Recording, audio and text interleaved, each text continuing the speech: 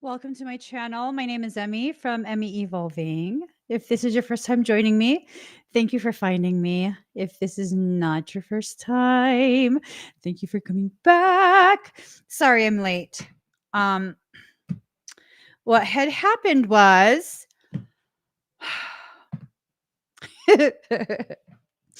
what had happened was that I was like, okay, I'm just gonna put a little bit of eyebrow on,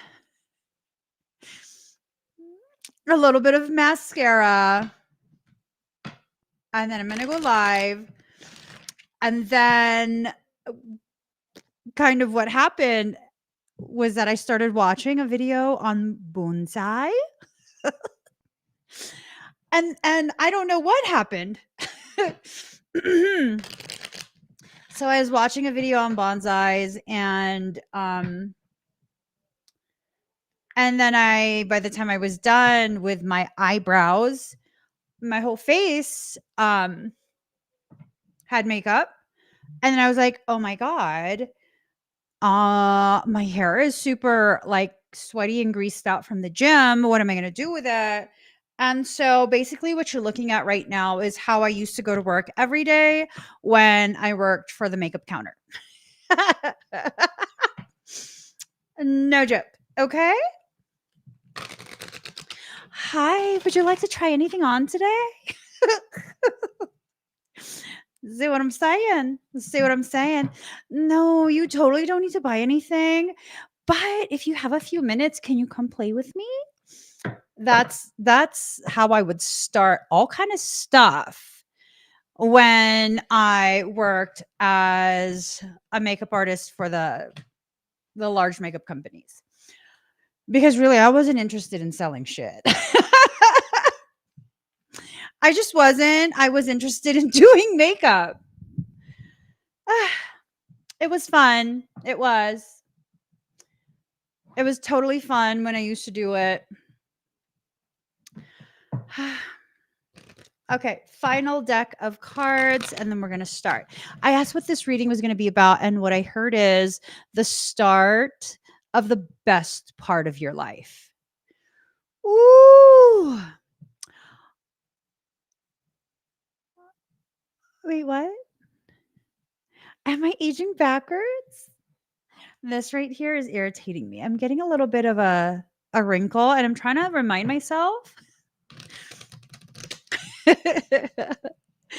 I'm trying to remind myself, like, girl, this is what you asked for, right? What you had said was that you're going to be perfectly fine with aging gracefully. Mm-hmm. And that you don't mind your wrinkles so long as the wrinkles are indicative of a beautiful life full of happiness and laughter. So those are lines that are indicative of happiness and laughter. I don't like them. I don't like them. But we're going to learn to love them anyways. All right, let's get started, guys. Ooh.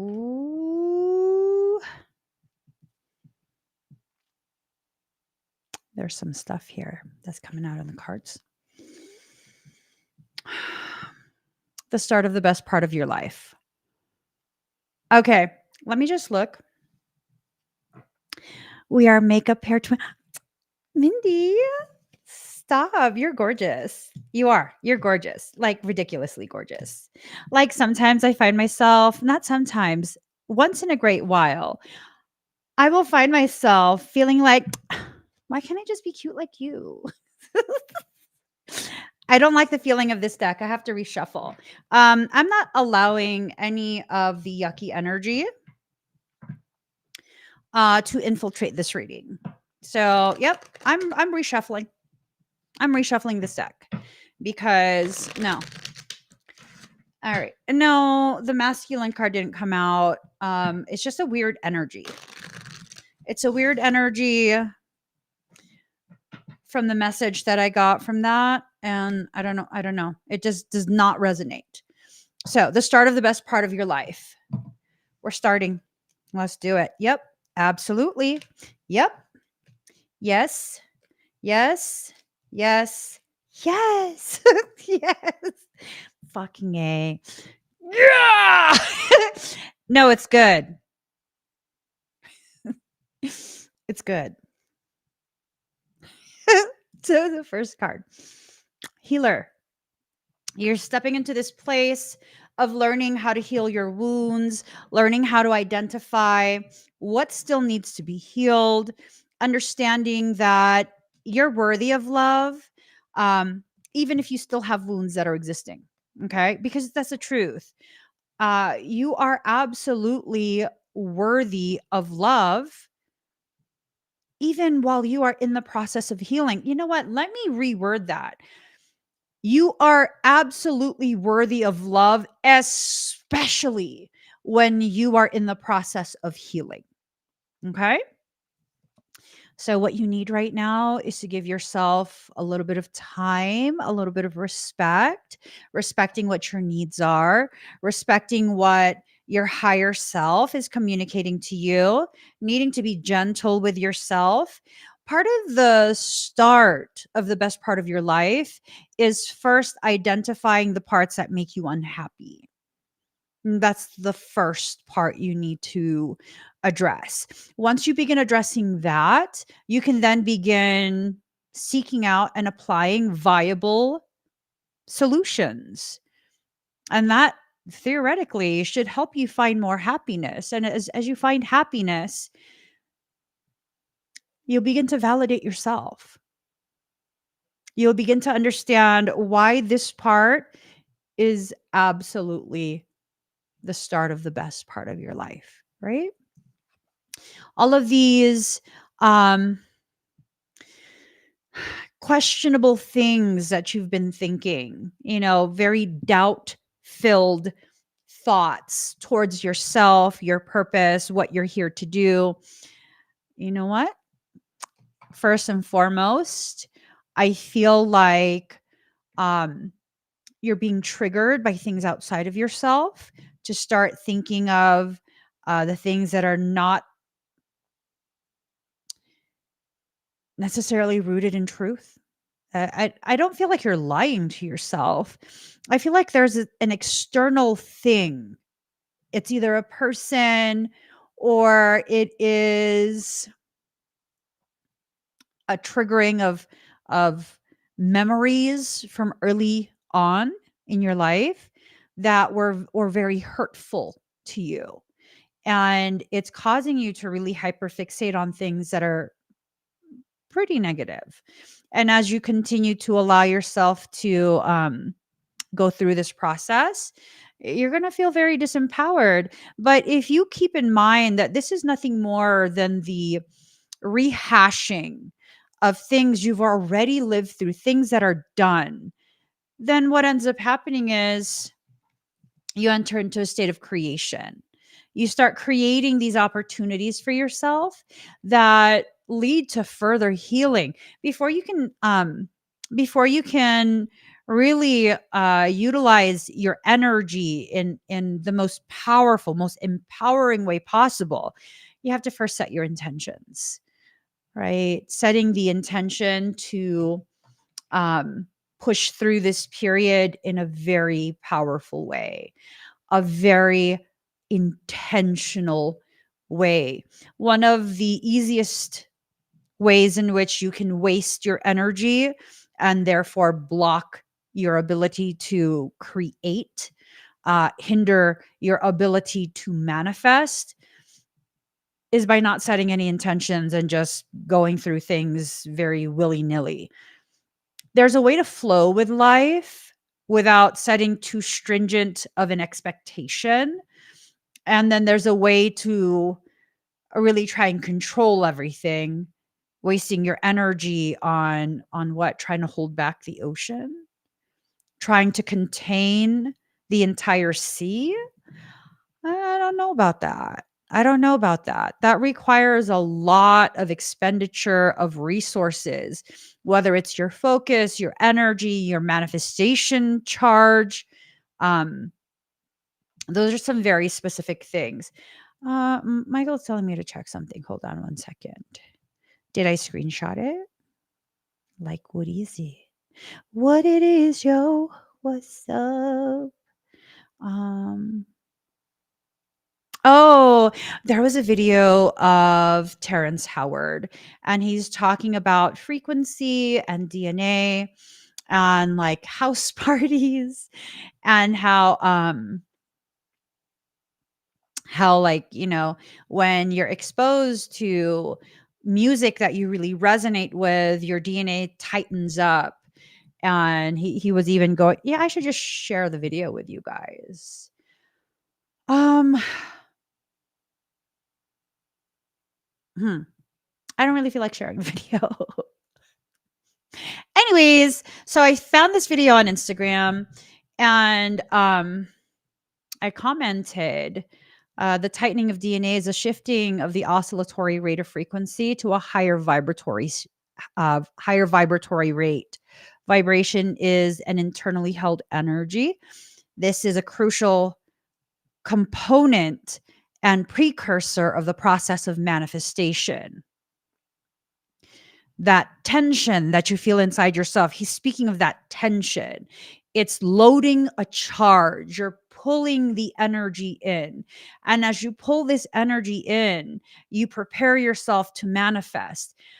Part of the way that I know that I am actively in a cycle of manifestation, therefore, I need to be very mindful of where my thoughts go, how long my thoughts stay there, because I mean, you can't keep yourself completely in a positive frame of mind 24 hours a day, right? So what you end up doing is you oscillate between positive and negative thoughts throughout the day. That's the movement of your energy. It's kind of like the heartbeat and rhythm of your energy. And what I do is when I notice that I'm becoming tense, listen up to my people who are tense all the time. Um, I know for a fact that I'm loading, storing, holding that energy inside me. And all it's waiting for is the green light to be released. And whatever is in your manifestation template, that's what you're going to manifest. So if I find myself in a little bit of a negative frame of mind, I will acknowledge why. Why am I feeling this way? And I will seek out the reasoning, give myself a few minutes, allow myself to feel that, and then remind myself, you know what? Things are what they are. Whatever's happened has already happened. I'm not giving any more of myself or my energy to that. When I am ready, and it can be within the next few days, few weeks, few months. It can be several years from that moment. Whenever I'm ready, I will go ahead and process that event and I will harvest everything that I needed to learn, the reasonings why I had that experience. But for right now, I'm going to focus on things that make me feel a little bit more centered, a little bit more stable. I'm going to open up these pathways and I'm going to allow myself to really just be present, right? And whenever I do that, I then return back to a space of, oh, I'm being challenged in such a way that is really inviting me to consciously create the next part of this experience, the next part of my journey, the next part of my life. That doesn't mean I know everything that's going to happen. That doesn't mean that everything I think of, everything I do, everything I intend is going to manifest. That does mean that if I want something bad enough, I'm going to need to really focus on maintaining the vision, allowing my focus to be very much on a specific outcome, not how I will get there, but a specific outcome. And then allowing myself to move with my intuition, allowing myself to do what my intuition tells me to do. Because oftentimes my intuition is trying to give me everything that I need to prepare for the next part. Case in point, um, not too long ago, my entire family got super duper sick, right? Um, like super duper sick. But the funny thing is, like the week before anyone had symptoms, I was going grocery shopping and I happened to come across this shelf of supplements at the grocery store that I don't know, I guess they were marked down for whatever reason. And it was just like a huge Mod Podge of all sorts of different supplements there. And of course, being the total supplement hoe that I am, I'm saying I love supplements. I started looking through all the bottles and I was just like, oh, what's this for? What's that for? These are things that I had never used before.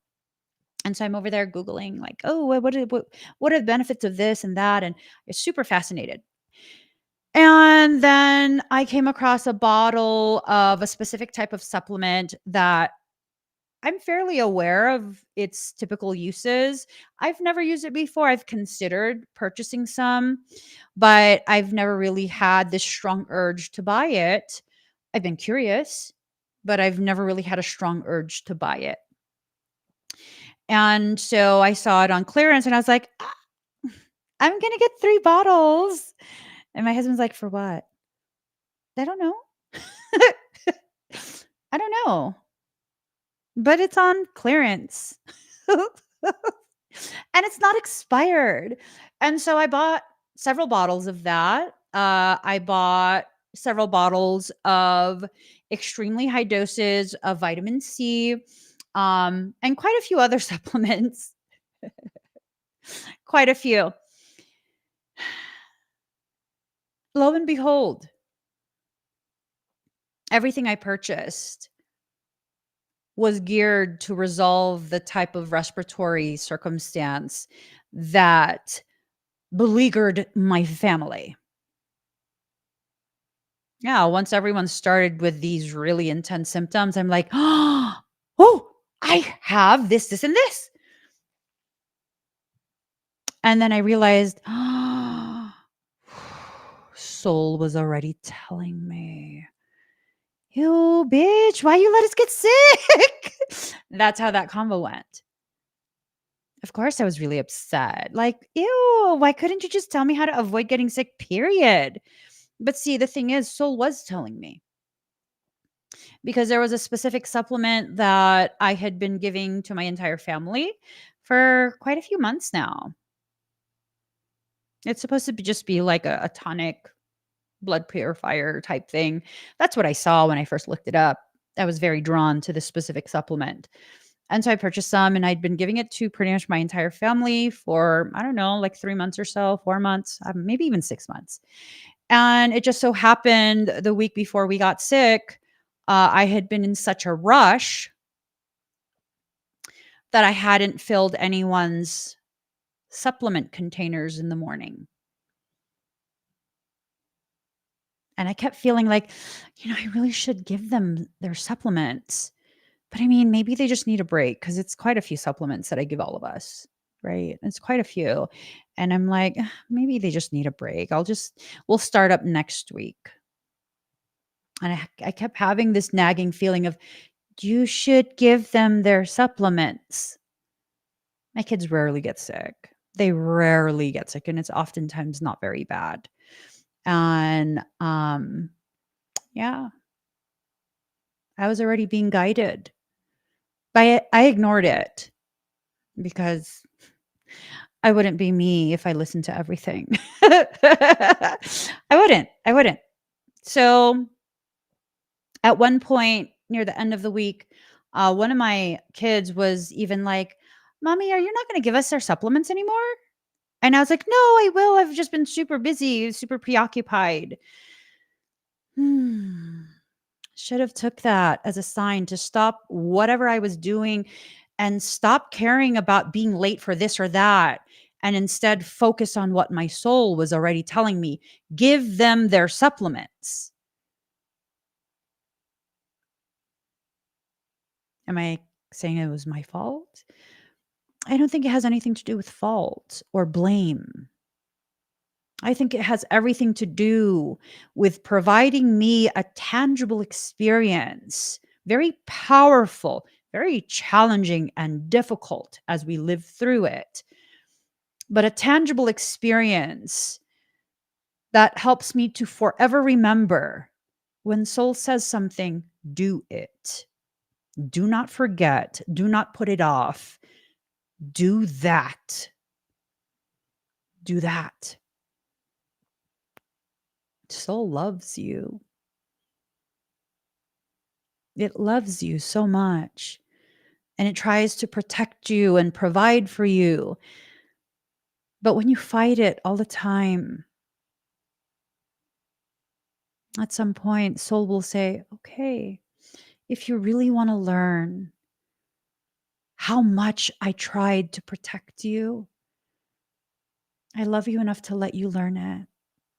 If you want to choose to learn on your own terms, okay. Okay.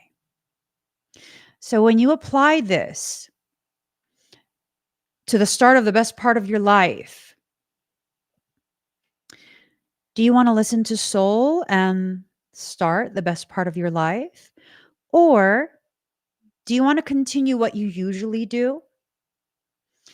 Ignore soul, pretend you imagined it, pretend that it was a coincidence, pretend that you're just going crazy, like very much seriously gaslight yourself, completely ignoring soul's instructions.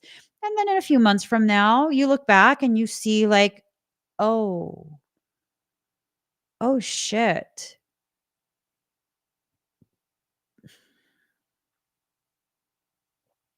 That's why soul wanted me to do it. Dang, dang, missed out. My life could be so different. I missed out. I still laugh about this. I know sometimes I'm a little bit wicked.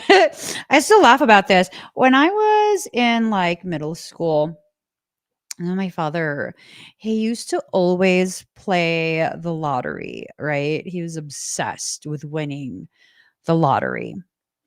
And there were these specific numbers that he would play. Like every single time lotto would come, he would quickly go to the store, bet on those numbers. So one day, hold on. One day, I went with him. We were in a rush. He was like in such a rush. We went to the liquor store. And instead of betting on his numbers, he went ahead and he got a quick pick. And then we went home. And then that night when they pulled the lottery numbers, he was like, yes, yes. Oh my God. Oh my God. This motherfucker got all the numbers, including the fucking Powerball. And it was like one of the largest during that time. It was one of the largest jackpots they'd ever had.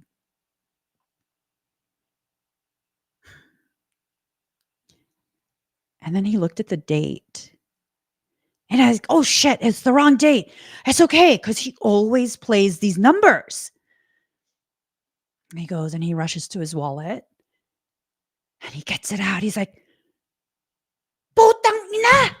which means motherfucker in my language.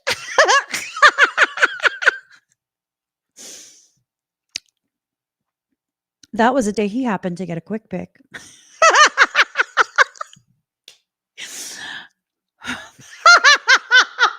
Shit.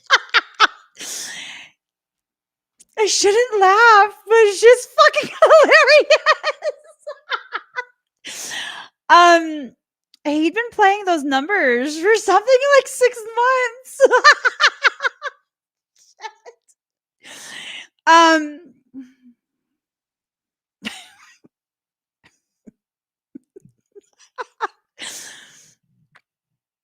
I was like,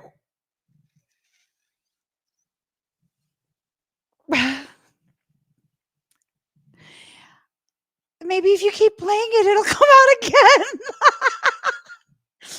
I don't know why I told him that. And he totally was so mad. I was like, what? I totally tried to play like, I don't know why you're mad. Capricorn moon. He was irritating me because I was looking through the candy.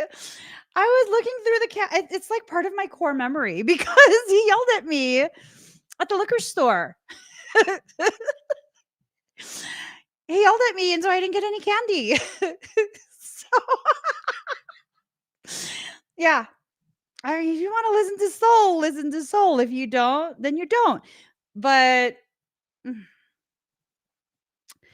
you don't want to have his experience, do you? I mean, it was literally all of the numbers in the order that he puts it.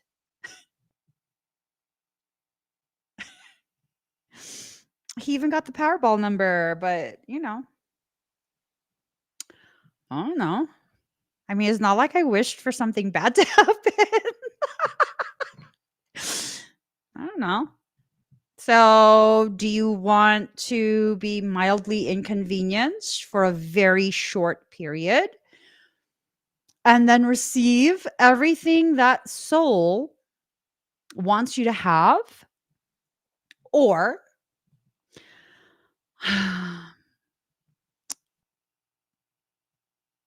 do you want to play the role of it's inconvenient, it's not fair, why me, and all of these other things that we say, right? And then miss your opportunity and look back and be like, fuck, I should have. I should have listened to soul. Right? This happened to me once. It wasn't lotto, but it was a casino. I was playing a machine and I was building a lot of tension inside me. I was playing a slot machine. They were dollar slots. That's not a big deal. Someone's like, no, that's not a big deal. My parents play $5, $10 slots. That's not a big deal. It's dollar slots. Anyways, so I was playing the dollar slots and I was down maybe like, I don't know, $80, maybe $100. And I felt a lot of tension increasing inside me. Remember what I said earlier about tension? Tension is a manifestation charge loading into your system. It's internally held energy. And hey, boo. And then what happened was I got frustrated. It was Wheel of Fortune. I just wanted to see it spin. And they wouldn't let it spin. And I was like, I'm going to move. If the next one is not a spin, I'm going to stop playing this game. And everything inside me said, no, keep playing. And I was like, no, I'm going to a different machine. And so I went to a different machine right by it. And this lurker of a lady who wanted the machine that I was on, she quickly started playing. And after maybe 10, 15 minutes, she hit the jackpot. which, I didn't listen. I should have stayed on there. It is what it is. I did walk past her and say, "You're welcome." Yeah. Okay. I was just a little bit petty that night. I was. It was just a hint, a sliver of petty. But I was just like, "You're welcome." You know? She was super happy because had I not gotten up, Lurker Lady wouldn't have won. It was something it was either $5,000 or $10,000. That was a jackpot that she hit. I hope she enjoyed it.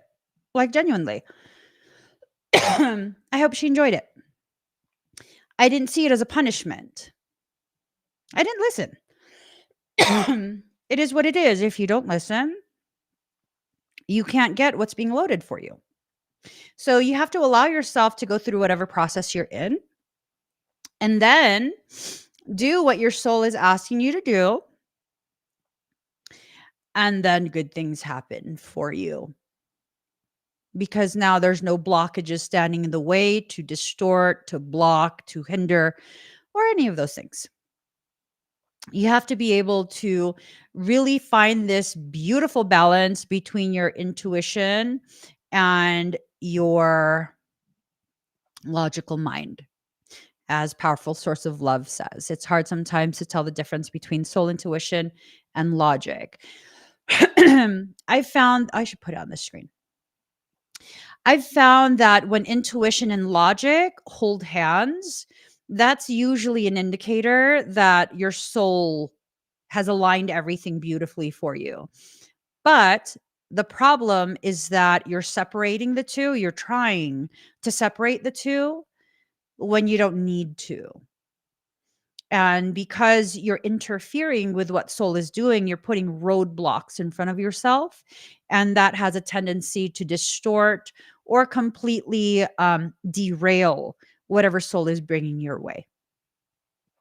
So finding that beautiful center point where those two things can come and go and mix with each other in a way that is perfectly calibrated for what you are doing, what you need, that is so super powerful.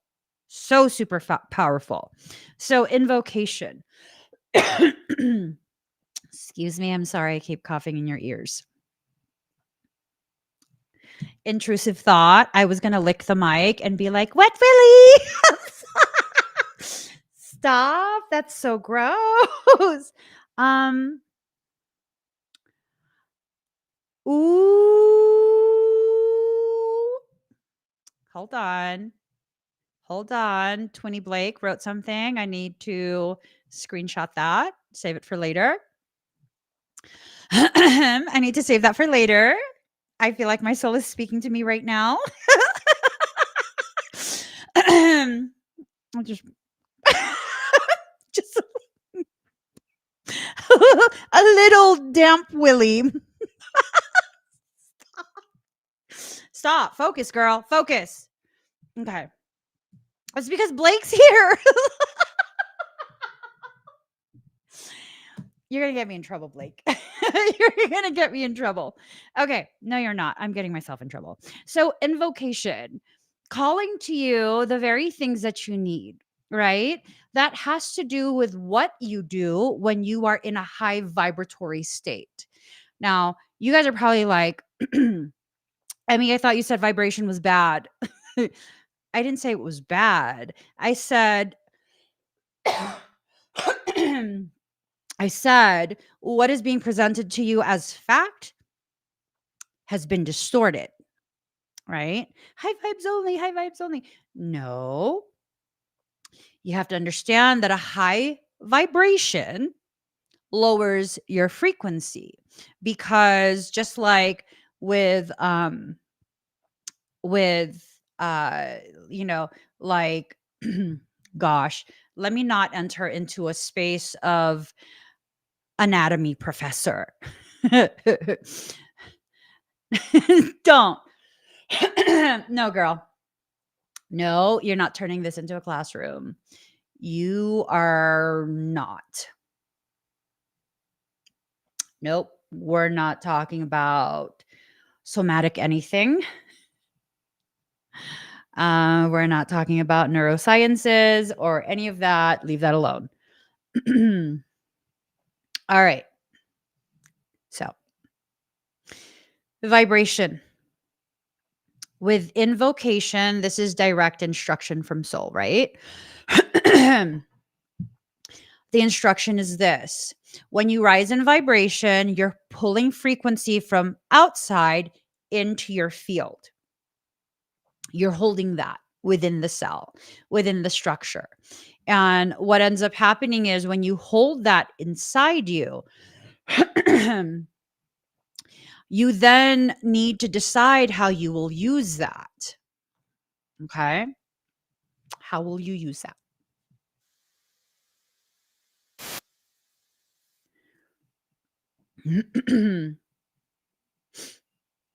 Well, if you understand that a higher vibratory rate causes you to become much more magnetic than you are electric, then you know you are calling to you the things that you need, the things that you want, the things that you are fixated on. Because whatever you fixate on, your mind is a standing scalar wave reprogrammer. It is something that it is something that causes your brain is something that causes the standing scalar waves that make up this co-created reality of yours, this experience of yours. It turns it into an actual manifest event. So what does that mean? Depending on where your thoughts are, that's what you're going to bring to you. If your thoughts are fixated on how someone did you wrong, you're going to bring to you more people who can do you wrong, who want to do you wrong, who want to attack your character and all of these other really negative things. When your mindset is in a place where you're really focused and thinking on the things that you want to accomplish, oh my God, all of these different opportunities will then be presented to you. It takes minimal effort. It takes minimal effort. Years ago, when we bought our house in California, excuse me, I was like, because that totally, with the down payment and everything, and the cost of moving and all of this yada, yada, yada, I was worried. I was like, we have everything to cover all of that, but it makes me nervous because I want a bit of a cushion in case there's any unexpected expenses, right? So you know what happened? For some reason, we received a check in the mail because our lender said we overpaid on something. Yeah. We apparently overpaid on something. And then I went to go get our taxes done. And I did not know when we purchased the house that you get a first time home buyer credit.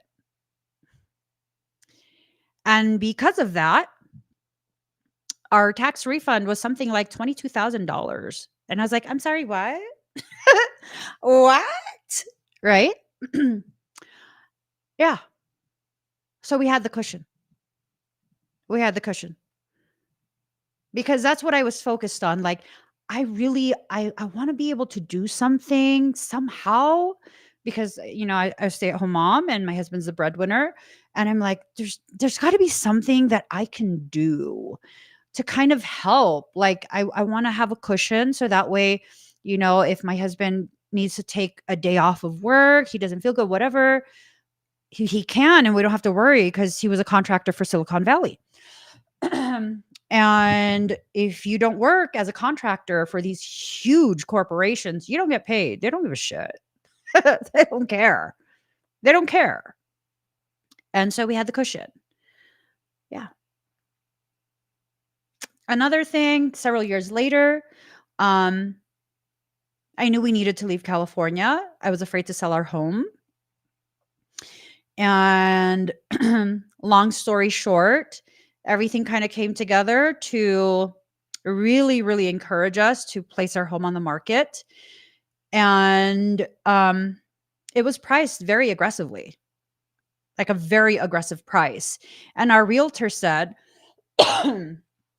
currently, our tiny little home was the highest price per square foot in our entire neighborhood. And I was like, oh, that's awesome. And she kind of looked at me like, okay, like, I don't think you're going to get that. She didn't say that, but I could feel that that's kind of how she felt. And she was like, we're going to give it a week.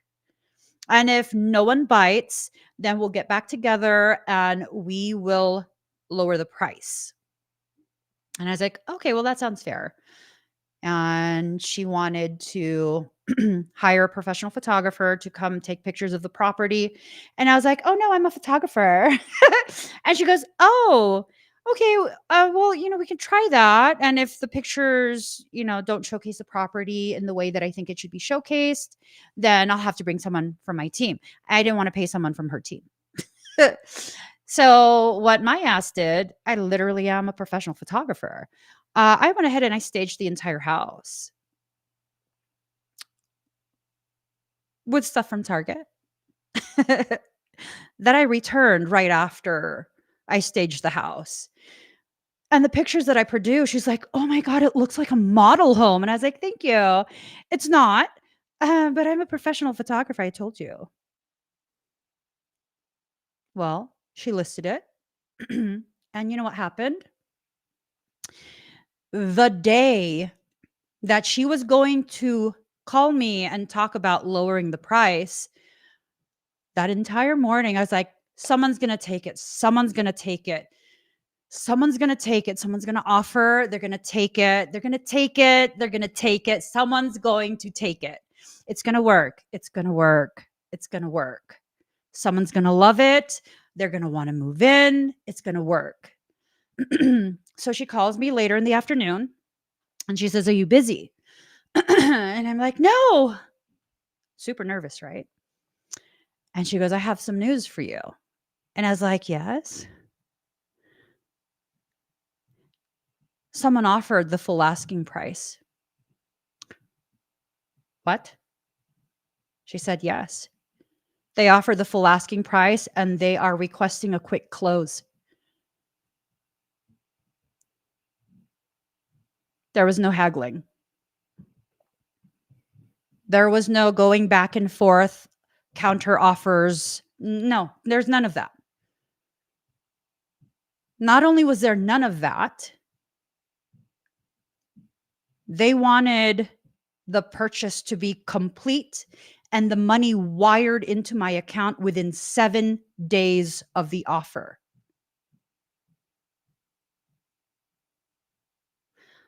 I don't know how real estate works, but it don't work like that.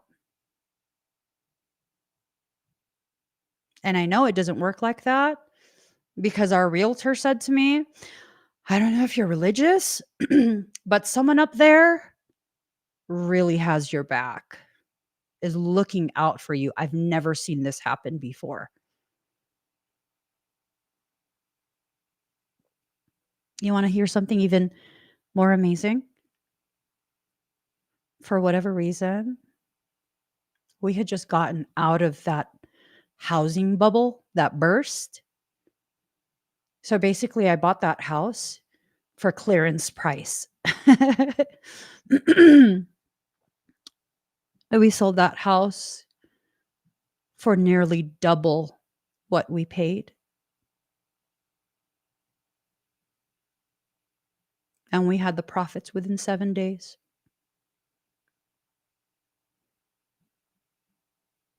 And it's not just me. You can do this type of thing too. It's about maintaining your focus. You see, people will tell you that when you have conditions like ADHD, I got ADHD, I got dyslexia, sexia. Yes. Those two things specifically. With a ADHD, depending on the degree of your neurodivergency, which I am what is categorically considered a quantum neurodivergent, I have the ability to hyperfixate like you wouldn't fucking believe. One track mind. Once I'm fascinated, I'm fascinated. Once I'm hyperfixated, I'm hyperfixated. And because I'm dyslexic, I can see things from so many different angles that it's not even funny. So now I'm hyperfixated from every single potential angle, aware of all the various potentials, yet still hyperfixated on one outcome.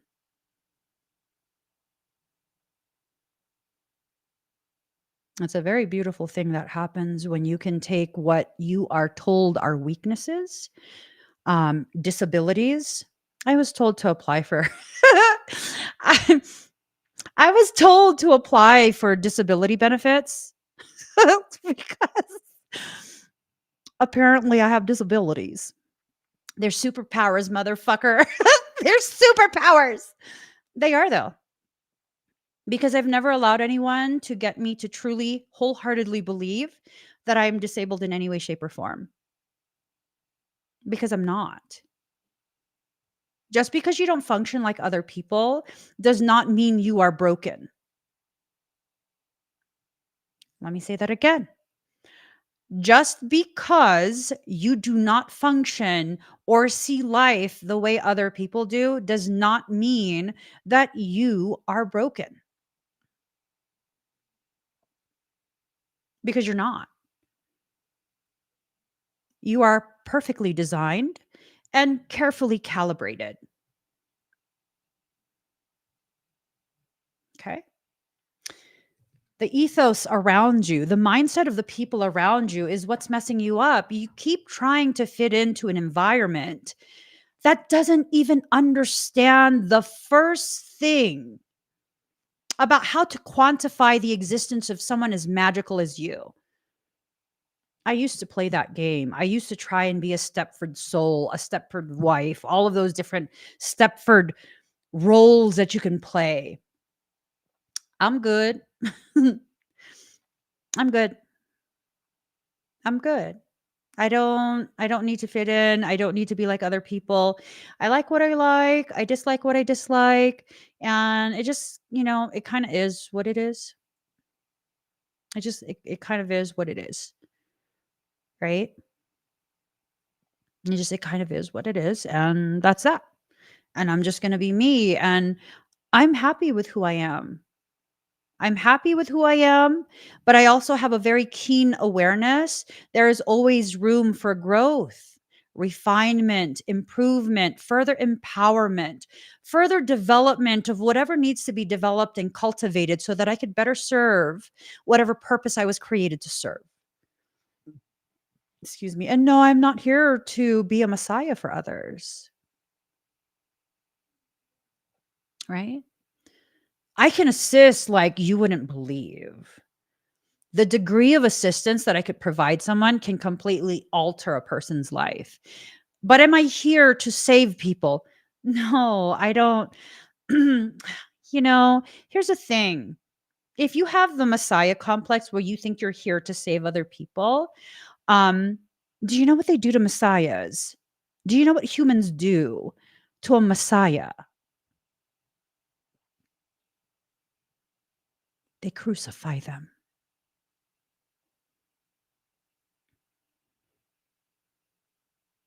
Are you volunteering for that?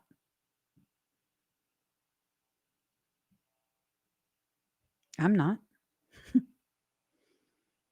I can do messianic work. Absolutely. I have the capacity to do that. Would I categorize myself as a messiah? Hell fucking no. You try and come at me with a hammer and a nail, I will fuck your ass up. No, thank you. That's not my kink. I'm good. I'm so good off of that. You keep your little title to yourself. I don't need that. I don't need none of that. I will just continue to exist as I exist. And that's that.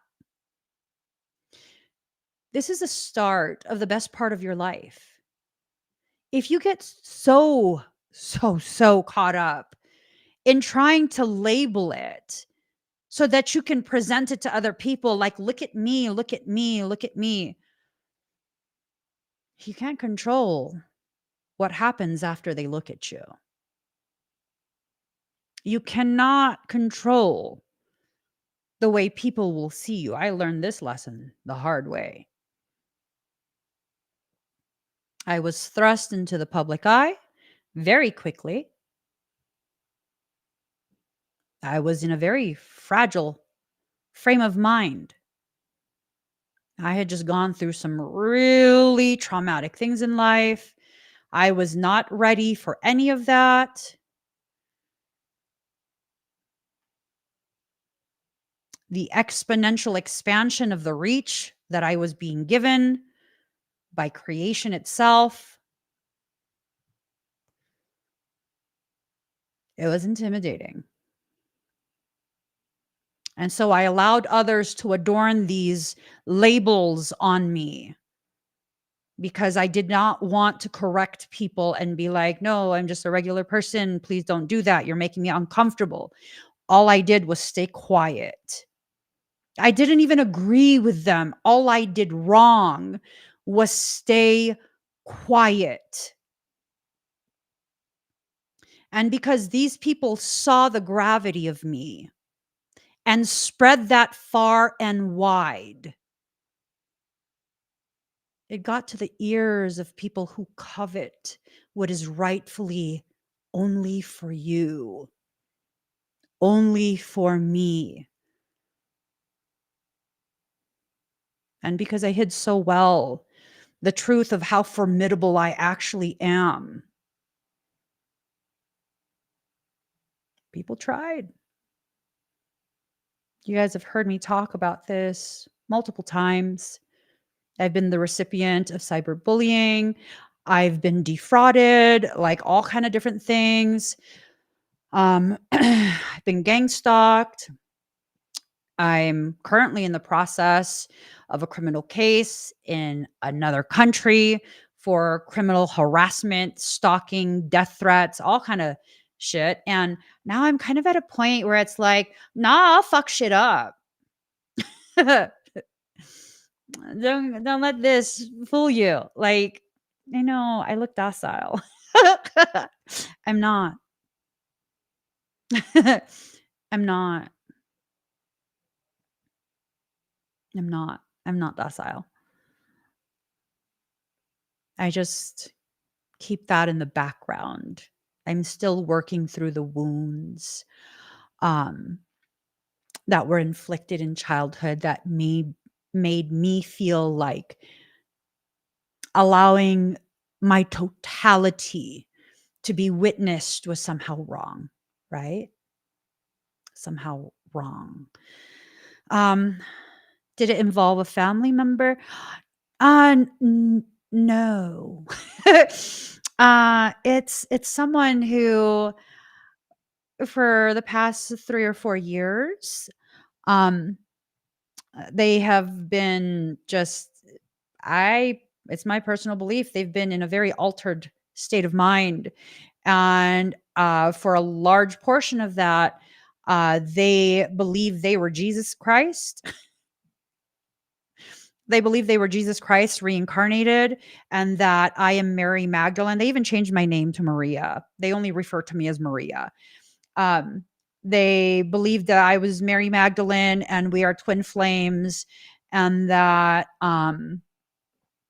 basically we're supposed to like travel the world healing people, but they have no abilities.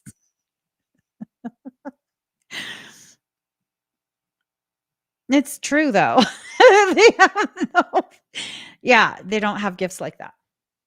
But yeah, and then they got really really angry about the fact that I'm married and I have been with my husband for basically 25 years at this point. We're like 3-4 months shy of 25 years, and that I apparently was supposed to stay single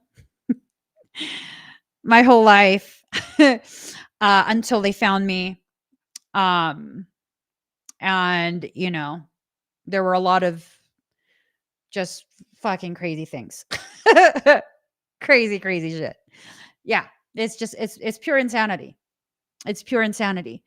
And the thing is, when you want the best part of your life to start, when you're being told and shown by soul that the best part of your life is about to start, you need to be very, very intentional in what you focus on. You can't keep focusing on the same things that you've lived through, because then what you're initiating is more of the same, right? I don't want more of the same.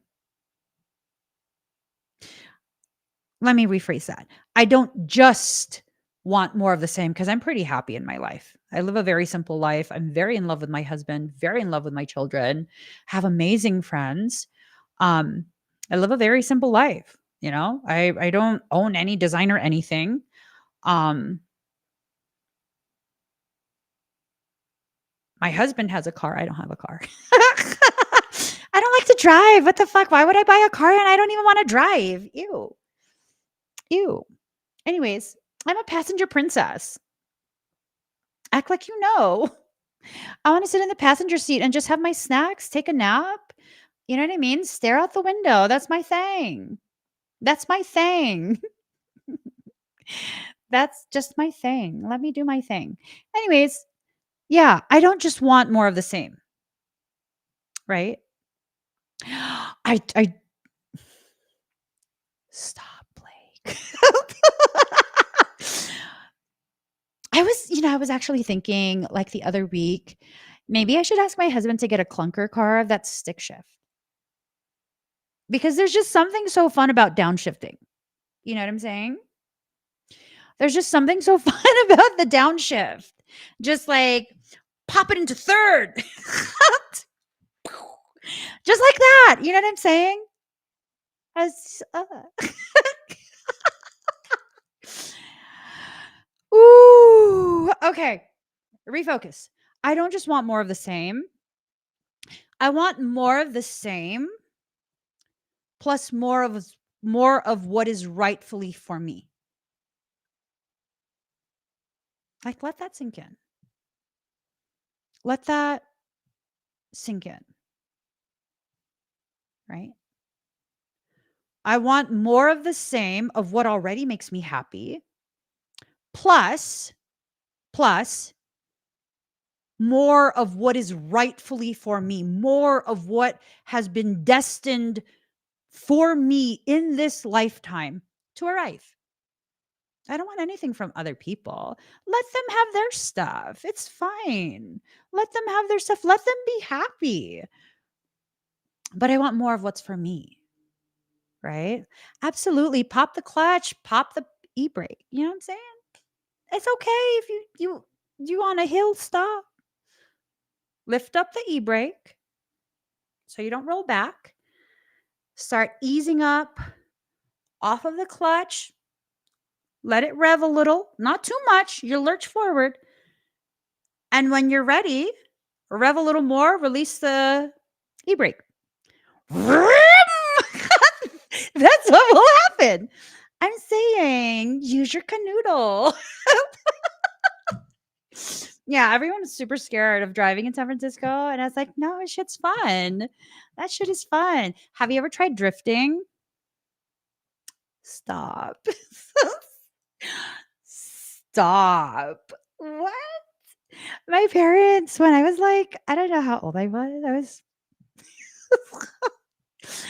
like late teens, early 20s, they made the mistake of like giving me to drive the 560 SL. It's a little two-seater. And it's fine. It was old. It wasn't brand new or anything. So it was old, but it's a two-seater. The reason they had me driving the 560 SL was because it was a two-seater and they figured I couldn't have tons of people in the car with me. My friends all have their own cars. So anyways, what I learned Even in the 80s, 560 SL was designed to be a sports vehicle. What that means is it has sports camber. It cambers. The wheels, they camber. And so what I learned was this. That little ditty of a vehicle can take a damn near 90-degree turn at like 65 to 70 miles per hour. Bitch, what? Shit cambers. It lowers the vehicle a little bit as it cambers and it hugs the road. Bitch. It was, don't let my parents know.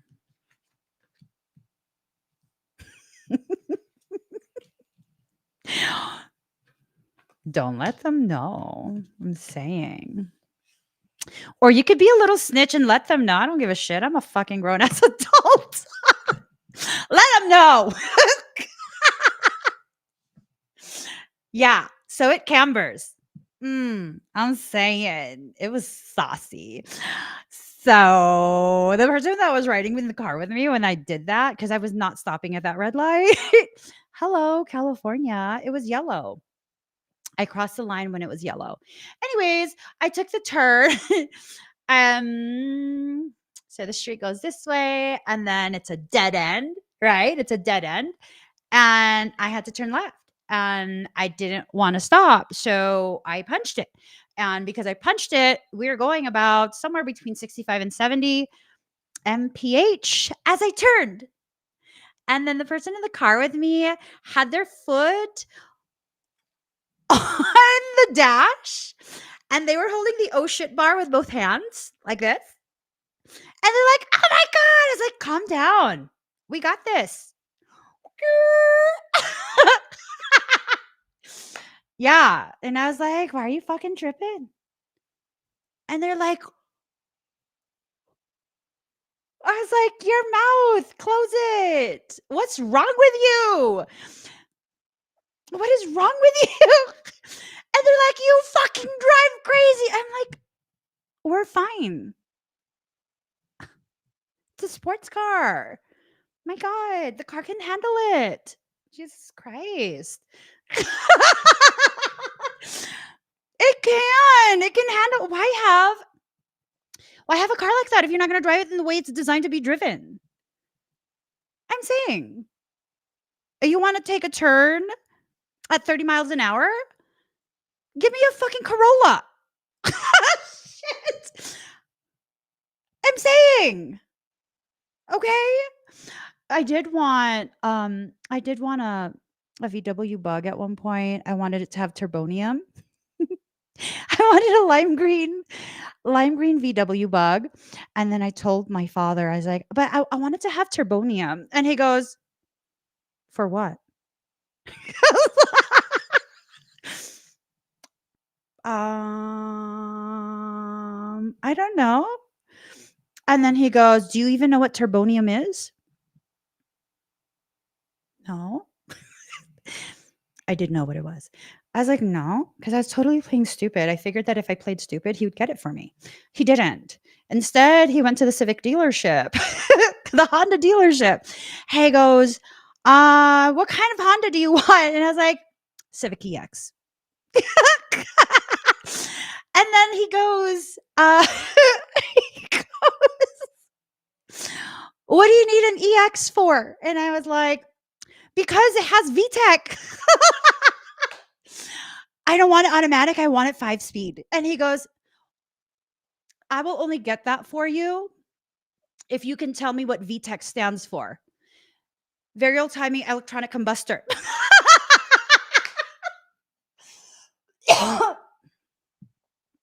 He got quiet on the phone. He got real quiet. What? VTEC. Variable timing electronic combustor. I want it in silver. 5-speed, please. No leather seats. I'm not bougie. I would like that cloth, sir. At which point my father's like, you have no class. I was like, it's a fucking Civic.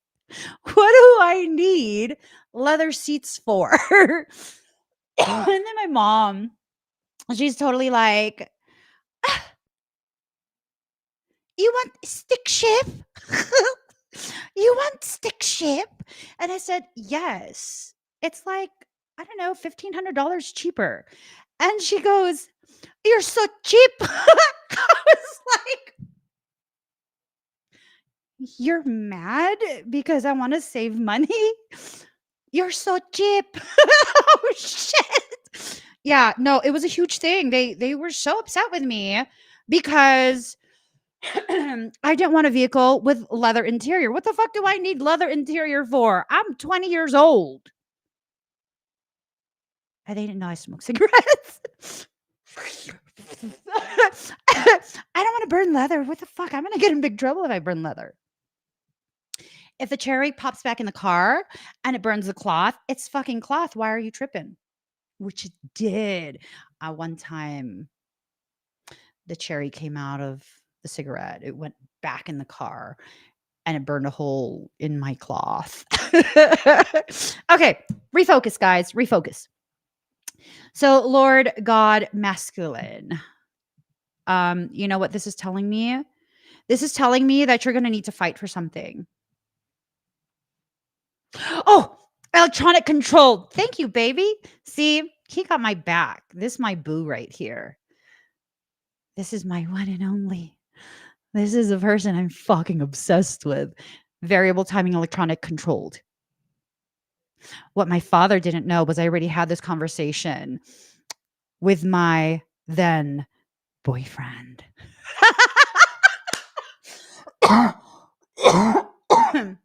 But see, here's the thing.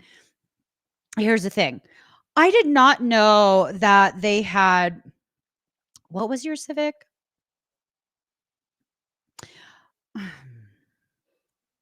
Type R is for Integras, right?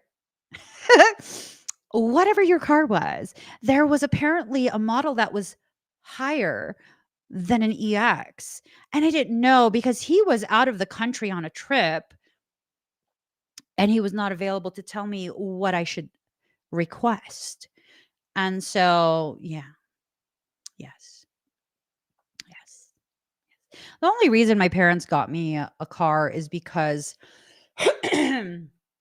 I ran the other car into the ground.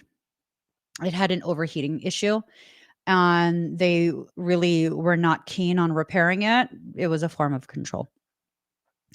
And my father didn't want to repair it so that I couldn't travel too far.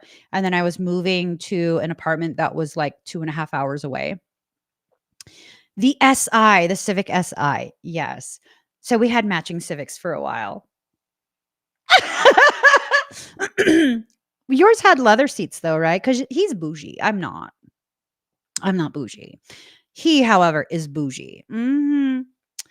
Gemini problems. But yeah, no, I told my parents at that point, you're not going to stop me from moving. And what's going to happen is this car is going to get me stranded on the side of the road and then you're going to have to pay to tow it. But I'm still moving. And if you don't help me, don't expect me to come back home. And I was serious. And they knew I was serious. It's the tism in me. I don't make empty threats. I don't. But yeah, it was cloth too. You're still bougie. You are. But I like it. I like it. There is nothing more attractive than a guy who takes care of himself. Do you know how many times this man bathes in a day? I have known him for well over half my life. And I have never seen him with dirt under his fingernails. Ever. Ever. Mhm. He is the level of clean that not only does he wear a thicker millimeter glove when he tinkers with his cars and his BMX stuff, he wears 2 pairs. What the That just makes my germaphobe heart sing. It does. It does. Something beautiful happens when when a man is like that. I'm just saying. I'm just saying. If you are I don't even care what your gender is. If you are looking for a caliber of crazy gal that I am, not me. I'm not saying if you're interested, I'm not available. I'm saying if you're looking for a gal like me operating at this caliber of cray cray, we're germaphobes. Keep it clean, y'all. Keep it clean. I'm going to ask him to write a book or at least a short form manual. And I'm going to ask him to publish this so that you could have it. He's going to teach you how to get someone like me obsessed with you. Yes. Let him know if you want him to do that so that we can pressure him into it. So, masculine. This card coming up is telling me that you're going to have to fight for something. The masculine energy is a protector, provider energy. Excuse me. Someone is going to try and interfere with the start of the best part of your life. You need to start becoming more elusive and exclusive. I'm saying you need to become much more selective of who you interact with, who has access to you. You don't have to say hi to everybody.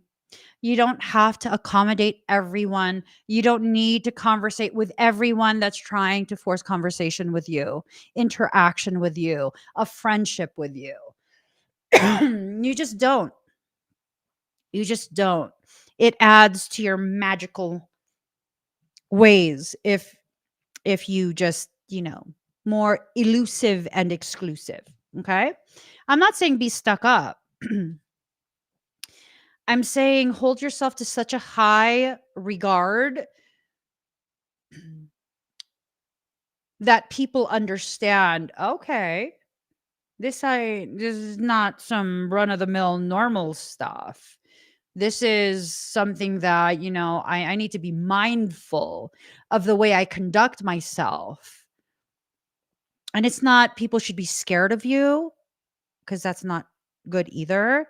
It's this thing of people should know that they need to be mindful of maintaining um, a certain degree of reciprocal respect, right? You guys notice most of the live streams that we have, um, minimal trolling, if at all. Really, the only troll is stupid ass stalker that keeps creating accounts. It's the same person. It's one person that trolls. One person. That's because when you set a standard for yourself and you commit yourself to that standard being upheld by you and anyone you share space with, and you have no fear,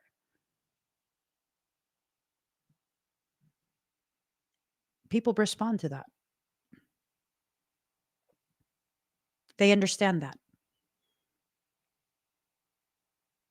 And when they value you, and people will not value you if you don't value yourself. Unfortunately, we teach people how to treat us. uh yeah, no, they're going to listen to it or they're not going to waste their time, and that's not a loss to you, right? If they know they can't get away with the things that they're doing, they're not going to waste their time with you. And I think for some of us, part of the reason why someone will have the ability to derail the start of the best part of your life is because you're still giving them the time, the access, the opportunity, the passive permission to do so. Notice how it's you. Not that it's your fault, but it's you that sets the tone. Like, I can mouth off all I want. I can be as sassy, salty, and spicy all I want. But I am very aware that there are certain lines that I'm never to cross with my husband. And he doesn't have to tell me this. I just know, and I don't cross those lines. I take it right up to the edge. I touch the line with a finger.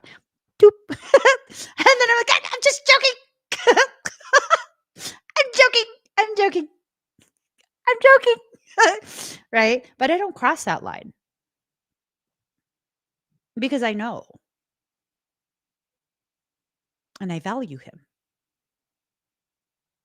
I value him and I know, and therefore I will not do what I know will jeopardize what I have. If you value what you have, you don't jeopardize that. If what you have shows you that, yeah, no, there's no consequences for anything, well, then you're teaching them not to value you, right? Is it really a loss? There are some relationships where you will feel like you lost simply because you've spent so much time and energy, invested so much of yourself into something that I think for some, you already knew that it really wasn't going to go anywhere, but you just held on for as long as you could. And that's still not a loss because you've learned a lot there. You've learned a lot about how capable you are, how patient you are, and how much more you deserve, right? That applies to romantic relationships, that applies to platonic friendships, all of these different things. You know what you deserve. Don't let pride get in your way. I think for some of us, it's our pride. Our pride. You don't want to give up on something or someone because maybe for some you feel ashamed, right? Maybe someone told you before that it wasn't going to last or it was going to end badly and you didn't want to listen. And so you want to hold on because you don't want them to be right. But I mean, they are. They are. They were right. Who cares? What you need to focus on are the things that will grow you, the things that will increase your potentiality. Your ability to receive needs to be cultivated. You've already very much developed your ability to receive and maintain things you don't need, right? Now it's time for you to cultivate and develop your ability to receive the things that take you further down the road of development, personal development, progression of soul awareness, consciousness awareness. A new romantic cycle begins. Yeah, no. The start of the best part of your life has nothing to do with romance. I know for some of you, you might be single and really ready to mingle. It's not a bad thing. It's not a bad thing. But the best part of your life has nothing to do with a relationship. You see, when you continue to project out what it is that you want and identify that rather than as a circumstance you deserve and can create for yourself, you're identifying that dream life as something that will be brought to you by someone else. God, that's not good. That's not good. It's not, because now you are putting on the shoulders of someone else something that they're not obligated to do. Like, it's not my husband's job to make me happy. That's something I have to work on myself, right? Well, then why be in a relationship? I don't fucking know. I'm joking. For me, my personal opinion, Relationships are strictly for having a companion to experience these beautiful things with, these periods of growth.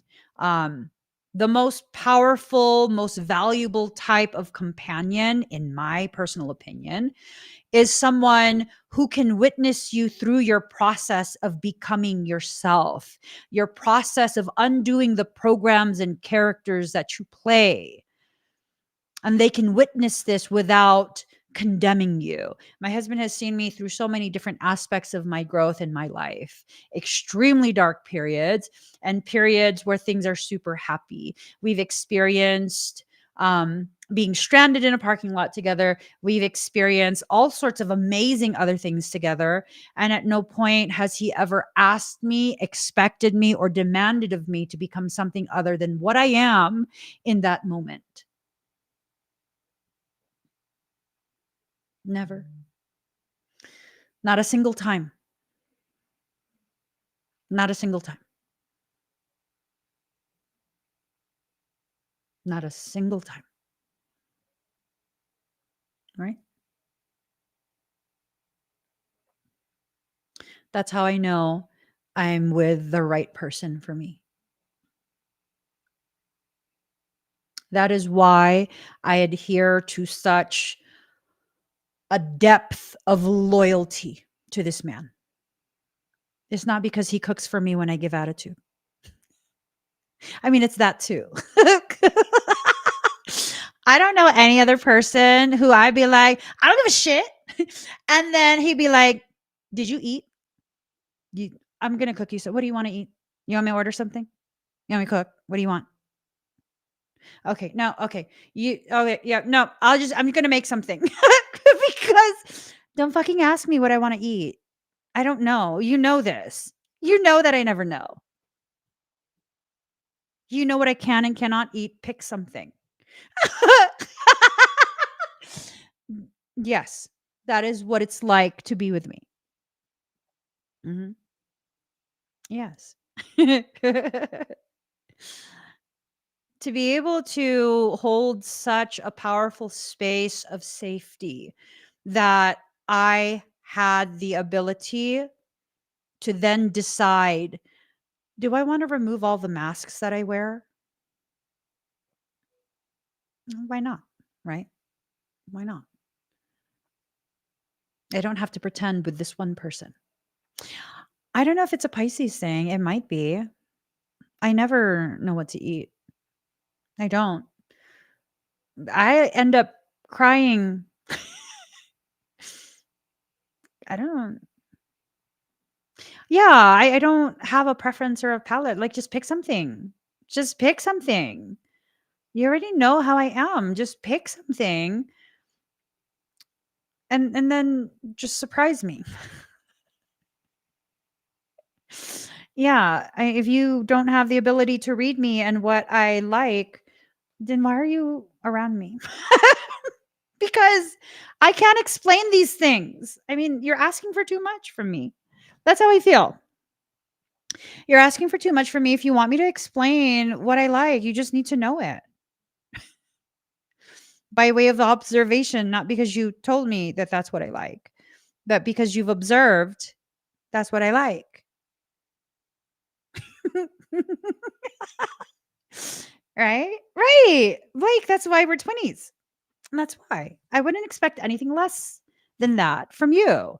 So if you and I ever like went and hung out, we would starve.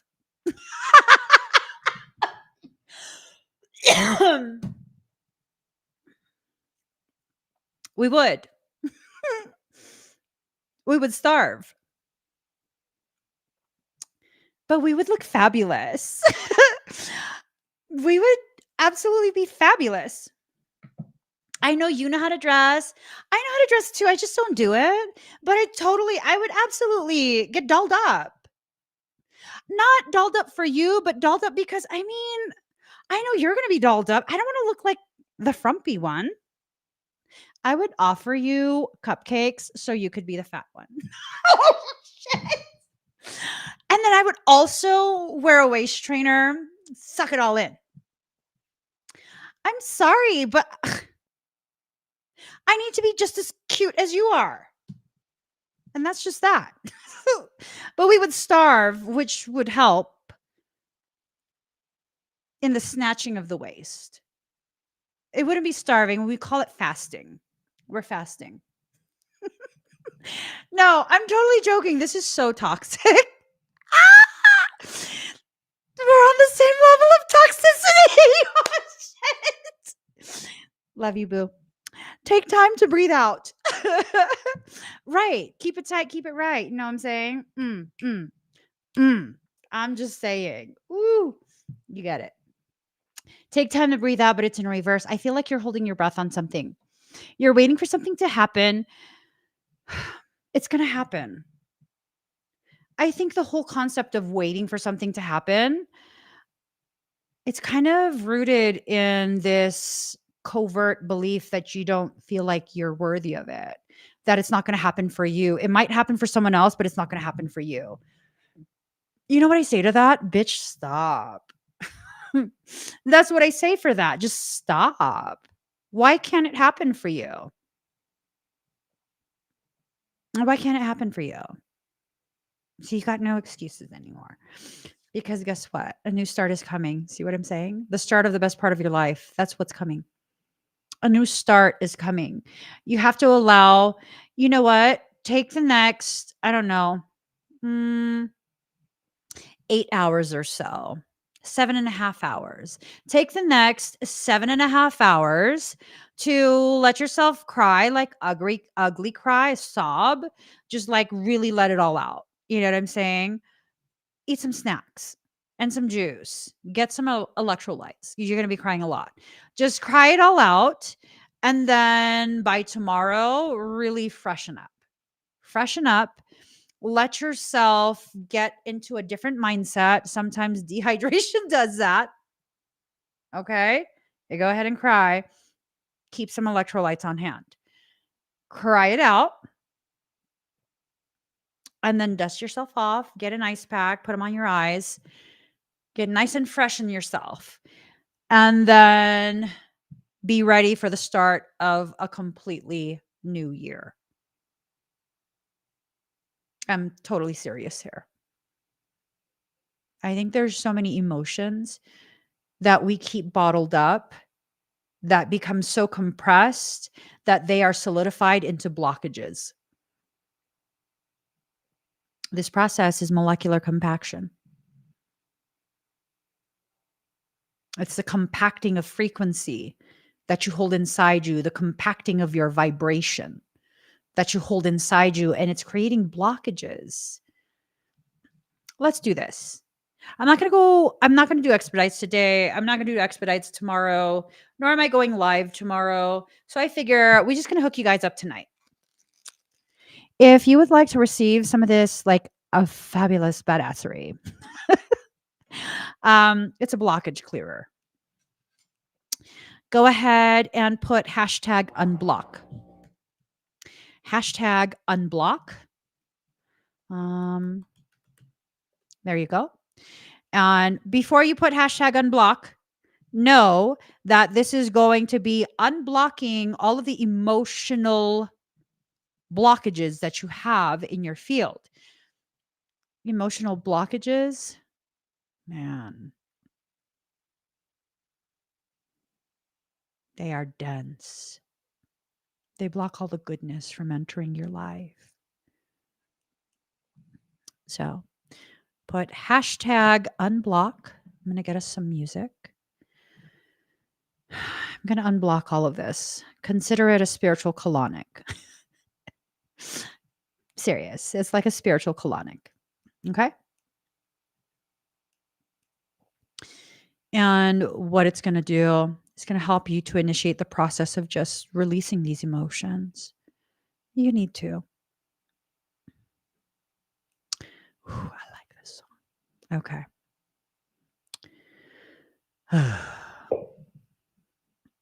Ready?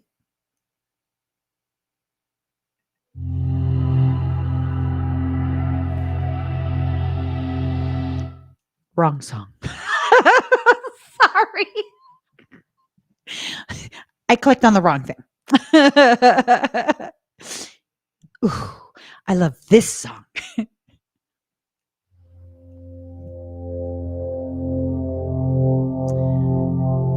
Breathe very deep, very slow.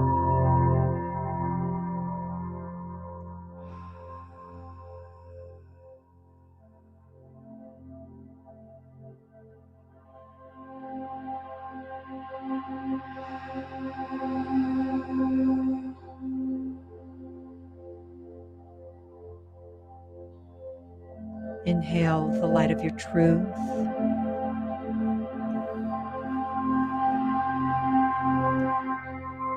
Exhale the darkness of your doubt.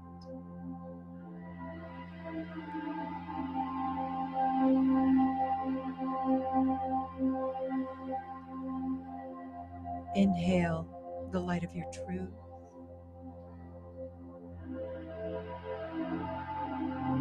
Exhale the darkness of your doubt.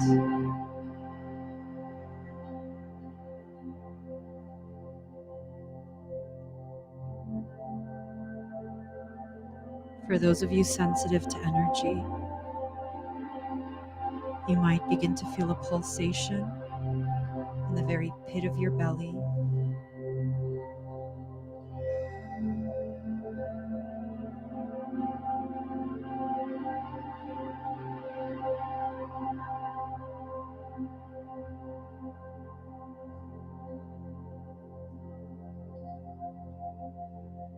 Feel the vibrations increase. Feel it rising up your core, very gently, very softly.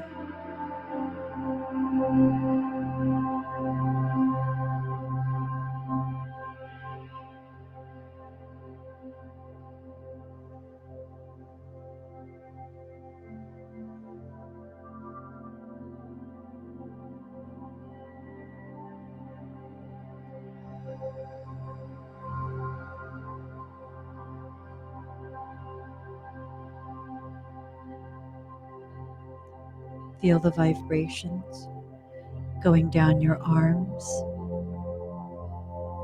down both legs, tingles across your scalp.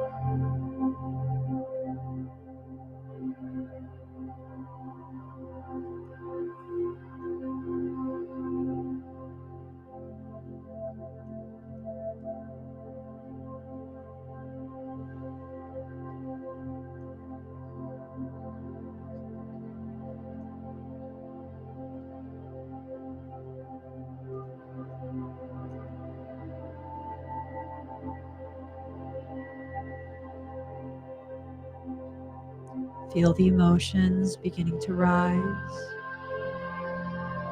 And as these emotions rise, notice how safe you feel. It is okay to feel emotions.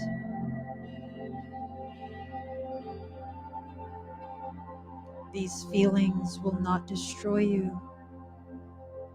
Instead, the energy released as you feel what you feel, it will be used to supercharge you. Breathe and allow.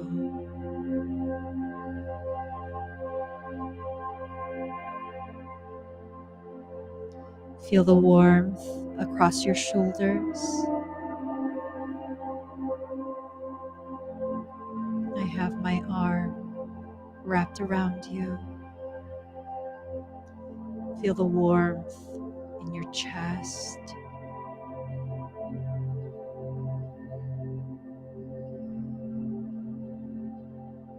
You are safe to feel. You are not alone in this process. Take one more deep breath in.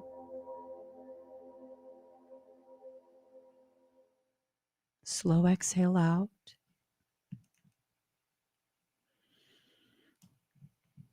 Allow yourself to come back to center.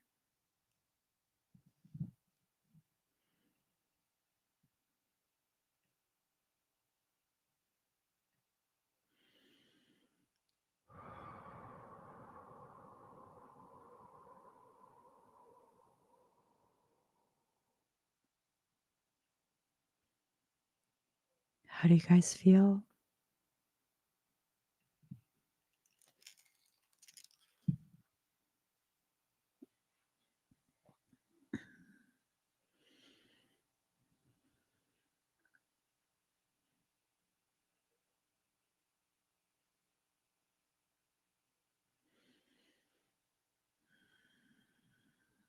I feel so much energy from all of you. So much is being released.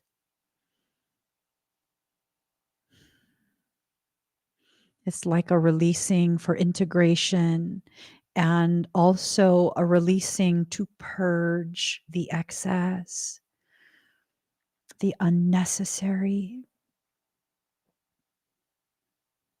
I love you too, sexy Jesus.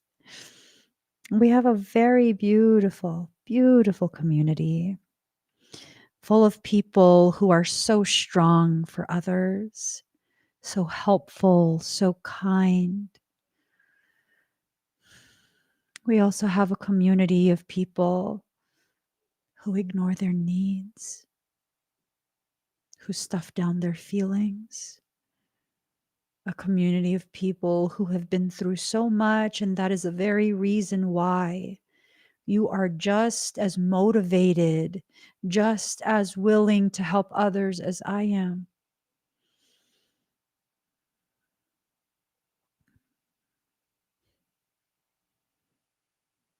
We need to be willing and able to help ourselves as well. At the very least, help ourselves begin the process of purging, the process of reintegration of our parts that we have rejected. There's so much of us we've rejected to accommodate the demands, the fears of others. The people who are afraid of us because they did not know what to do with us. They could not figure out how to control us.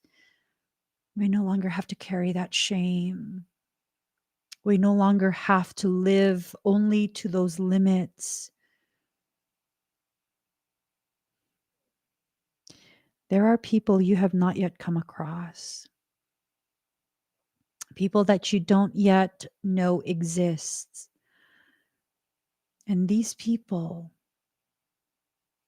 at some point, either in this life or one of their previous lives, they sent a lamentation to God, asking for a solution, begging, crying for their prayers to be heard and answered. And the most powerful, most beautiful solution that God could think of was you.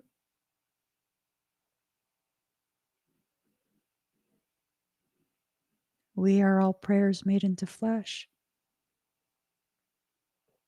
existing as a reminder that a prayer was heard and answered, existing as proof that a solution will soon come.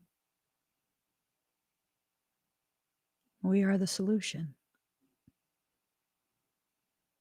That means it's time for you to take your rightful place, to be witnessed by others, to inspire,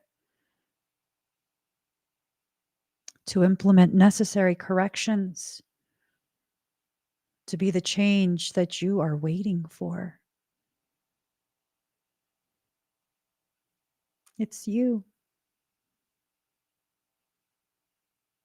You are the change that you're waiting for. Allow yourself to feel everything that you've been through in this life, and then correct the distorted perception that was a result of you compacting the emotions that you did not have the luxury of feeling then. But now you are strong enough to feel, to process.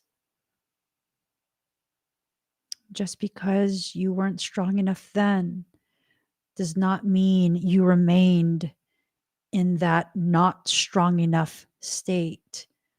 You continue to increase in strength, capacity. And now, grace for self. You deserve some of that grace, if not most of it. Allow the healing to occur. Allow yourself to shift in your spaces. Allow your circle to also shift. Your commitment is being tested. No, it's not. Your commitment to this part of your life is being acknowledged. You're not being tested anymore. Now is a time for you to implement everything you've learned, not because you're being tested, but because you've reached a level of mastery over yourself and your life, that the next logical thing to do is actually apply everything you've learned. Everything you've learned serves as the foundation for the next part of your life. What a beautiful, beautiful thing you've done.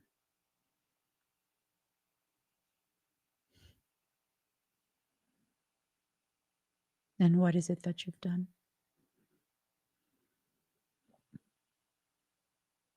You have lived fearlessly, even while feeling afraid.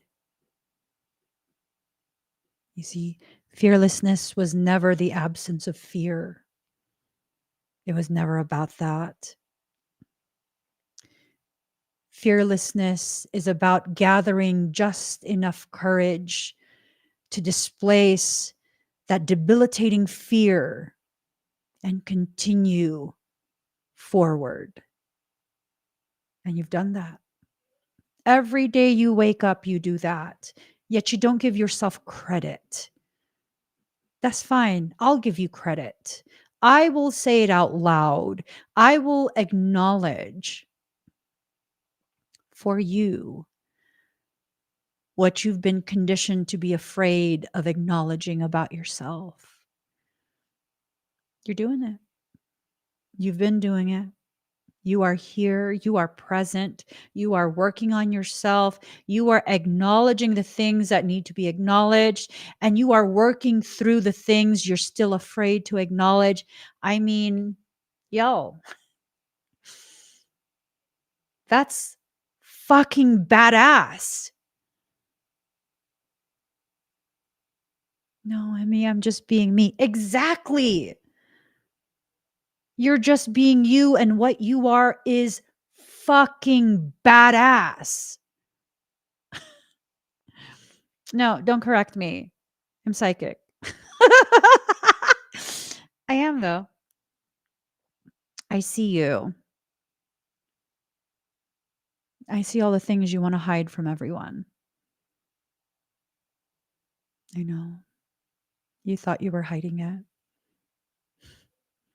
You suck at hiding it. You do.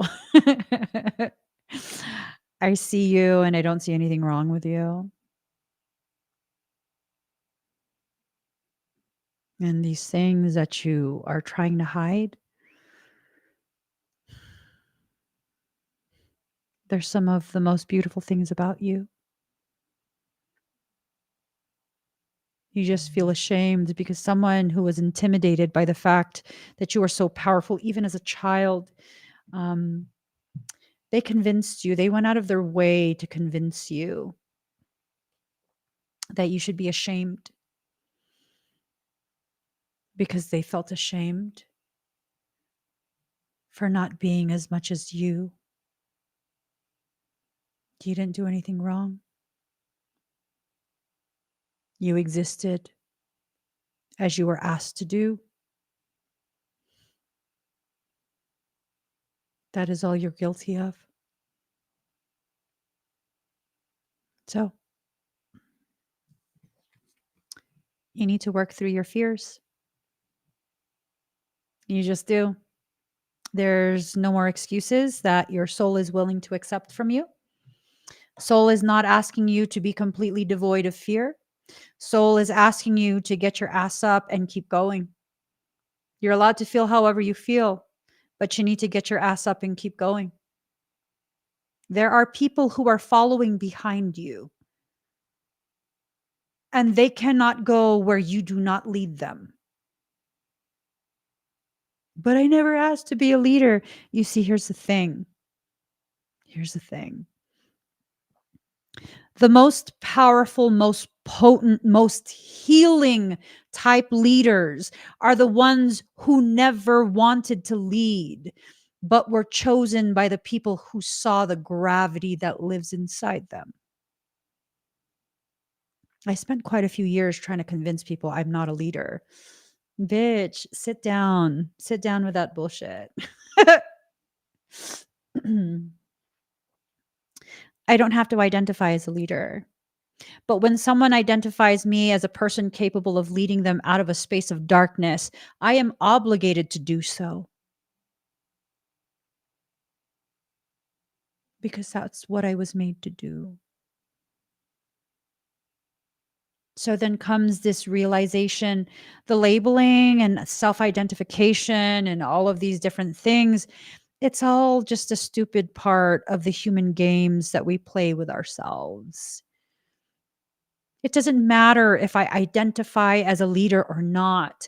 What matters is I function in the way I was designed to function, mental health struggles and all. You see, your concept of perfection is another stupid human game that we play with ourselves. I do it too, don't worry. You just need to be yourself. And I learned, um, I thought that I could not possibly lead anyone. That's irresponsible to have someone like me lead other people because I mean, I struggle with mental health stuff. Right? I get super intense in my emotions. I get quiet. I go mute for periods of time. If I get overwhelmed, which is hard to do, but I still do experience moments of being overwhelmed. I have a tendency to shut down or become hyper aggressive, depending on the reasoning I'm overwhelmed. If you're going to continue to try and push me and push me and push me, that will overwhelm me and I will become a mirror of your aggression. And let me tell you, I suffer from perfectionism. That's a fucking debilitating thing. It's not cute. And because I have that perfectionism that I struggle with, if you're going to be an asshole to me, I'm going to out asshole you because my competitive nature is through the fucking roof. But when I accept all these things about myself and I see that, yes, there are negatives when I'm not in control. So if I don't like those negatives, I need to learn how to control myself, not anyone else, not projecting it out to anyone else, controlling myself and my perception of me, and allowing the beneficial parts of these very specific characteristics, not disabilities, but characteristics, um, to be utilized, to be acknowledged and utilized. That helps me stay in center. I'm able to more readily regulate myself. And when I do that, my God, the things I'm able to accomplish. This morning, I didn't want to work out. I woke up super early and I was going to go to the gym super fucking early. It was still dark out. And I was like, oh, my body is so tired. I'm so tired. I don't want to go. So then I went back to sleep. And then I still woke up super early again. And then I was laying there and I'm like, guess I'll get up and go. I made it my goal to do a stupid competition, so I got to stick to what I decided. So I'm getting ready and everything, and then my oldest son, who sometimes goes to the gym with me, um, he comes into the room and he's talking about something, and he mentions like he's tired. He was going to go today, but he has all these things he has to do, but he's tired. So he thinks he's going to take a day off. And I said to him, basically, if you need a day off, then take a day off. But I'm going to go because I have a goal that I've set for myself. It's a competition. And every day that I miss is a day that I decrease the likelihood of me winning what I set to do, which is compete against other women who have much more experience with this, who've taken many more years training their bodies. I want to win. I don't want to compete. I want to win. So I have to show up. I don't have excuses. I have to show up. And he's like, dang, mom. Well, shit, I want to do something too. He wants to do a marathon. I was like, well, you got to decide. Are you going to push through the fatigue? Are you going to push through the current limitations that exist? But you also have to balance that with a level of discernment to know, are you pushing unnecessarily and therefore risking injury? You have to be aware of yourself. What are your needs? What are your limits? What are your goals? Because all those things come together. They're all factors that need to be factored in when you're making these decisions. And he showed up at the gym. He did. He showed up and he pushed himself, but he also knew when to back off. Just like me, I pushed myself, but I also knew when to back off, when to not push for another set, when to lessen the weight that I'm pulling. But I will keep pushing myself because I have an objective. I have a mission. I will not fail myself. I will not allow myself to fail myself. I've done that for too many things in my life. Not this. Why? Because it'd be cool? No, not because it would be cool, but because I deserve to know what it feels like to be the healthiest, most fit, and most powerful I have ever been in my entire life. And because I have a hard time believing in the things that I accomplish, I'm going to need a fucking trophy, a medal, and a pro card. And then I'll be satisfied. Because remember, I struggle with perfectionism. I struggle with perfectionism. And I'm very hard on myself. What better way to provide myself the tangible proof I need than to be placed on a stage with other women who are just as fucking competitive? It's not enough for me to be on a stage and be like, oh, I did it. No, that's good. If that's your goal, that's good. That's not my goal. That's not my goal. It is not my goal to simply look good in a bikini. And I've never worn a bikini in my life. Are you kidding me? No. I'm not even doing a bikini competition. No. I'm doing a figure competition. I'll be judged on symmetry, athleticism, the composition of my body. I'm not being judged on being lean. I'm being judged on how carefully I grow each muscle and the discipline that I have to showcase every single fucking fiber in that muscle group. I'm very specific in my goals. And once I set a goal, I do not stop until I get it. Capricorn moon, Capricorn Venus. That's how we do, baby boo. Yeah. So this is more than just some type of body modification thing. This is about me finally embracing the part of me that I've been so ashamed of for so long. It's fucking embarrassing to have perfectionism issues. It is. It's embarrassing.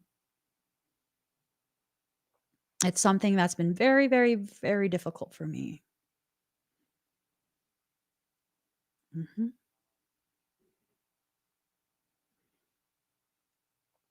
To have had that pointed out my entire fucking life.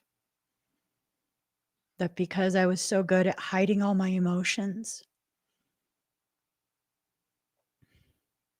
no one ever knew how much it affected me. To be teased,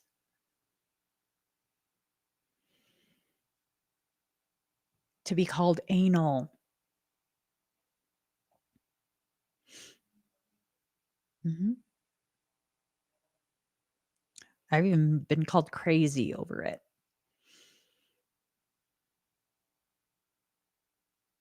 None of that matters anymore. It doesn't matter anymore. Because now I'm in the process of embracing all of that. I am so meticulous in everything I do. And now I don't have to hide any of that. I'm having actual fun weighing all my fucking food, seeing how I can modify everything. Because that's how my brain functions.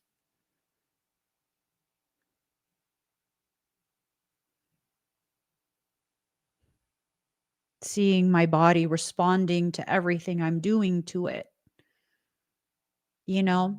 And this was something that was just, I'm kind of proud of myself for it, but I'm also kind of like, well, duh, that's the goal. So whenever I work out to protect an existing injury in my back, I do wear a waist trainer and it really snatches me in. And I shared before that currently the size of my waist trainer is an extra small, right? I'm a small person. Starting to realize that. And so the other day, I think it was yesterday, um, I got home from the gym. I took my waist trainer off and I went to go pee. And then while I was in the bathroom, because I had to take my waist trainer off, um, I looked in the mirror and I was like, oh, girl, girl. And then, of course, I pulled my workout pants up and I looked at my shape and I was like, it looks like you have a waist trainer on still. Yeah. Yeah. And then, of course, um, my friend who does body work was over. Um, they were going to do body work on my husband to like release some muscle stuff. And I was showing them, and they're like, "Ooh, yeah, no, you're looking snatched." And then basically, I was like, "But I'm not wearing a waist trainer right now." And they're like, "Oh," and I was like, "Right." So it's working. It's working. It's working. And no, I don't look skinny. I look fucking strong. Like strong. But there's still room for growth, for improvement. Today, I was sitting on the bench working with the cables, and it was only 40 pounds that was loaded. I can fucking lift the whole stack. That's 200 pounds I can lift. I can muscle that shit. It was only 40 pounds. And I sit and I turn around on it, right? Because I was going to do something with it. And I was turned around and then It was 40 pounds, and then it manhandled me. I was like, "Woo!" And then I spun around, and then the lady who was working out beside me, she didn't say anything, and then I was cracking up, and I looked at her, and I was like, "Sometimes I think I'm bigger than I am," and she goes, "Baby, you tried. You put a lot of effort. You tried." I said, "I'm not giving up." Over 40 pounds, which to me is fucking nothing. That's literally nothing to me. It's okay. I'm not doing this out of ego. I'm doing it because it's the start of the best part of my life. It's the start of the best part of my life, where I'm finally releasing the limitations that I've believed in for so long. You know, I used to believe that I couldn't safely do a deadlift because I have a herniated disc in my back, low back at that. I used to believe I couldn't safely do it.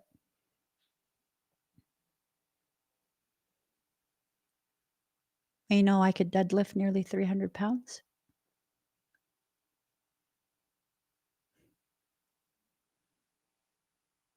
That's more than double my weight. How can I do that now? Because I've earned it. I've earned it. I've earned the knowing of the version of me that is strong enough to do that. I've earned it. What you're doing right now is earning the privilege of knowing the version of you that has the power to create a life you do not need a vacation from. How amazing is that? You guys notice I don't take vacations? Do you guys notice that? I don't take vacations. Why?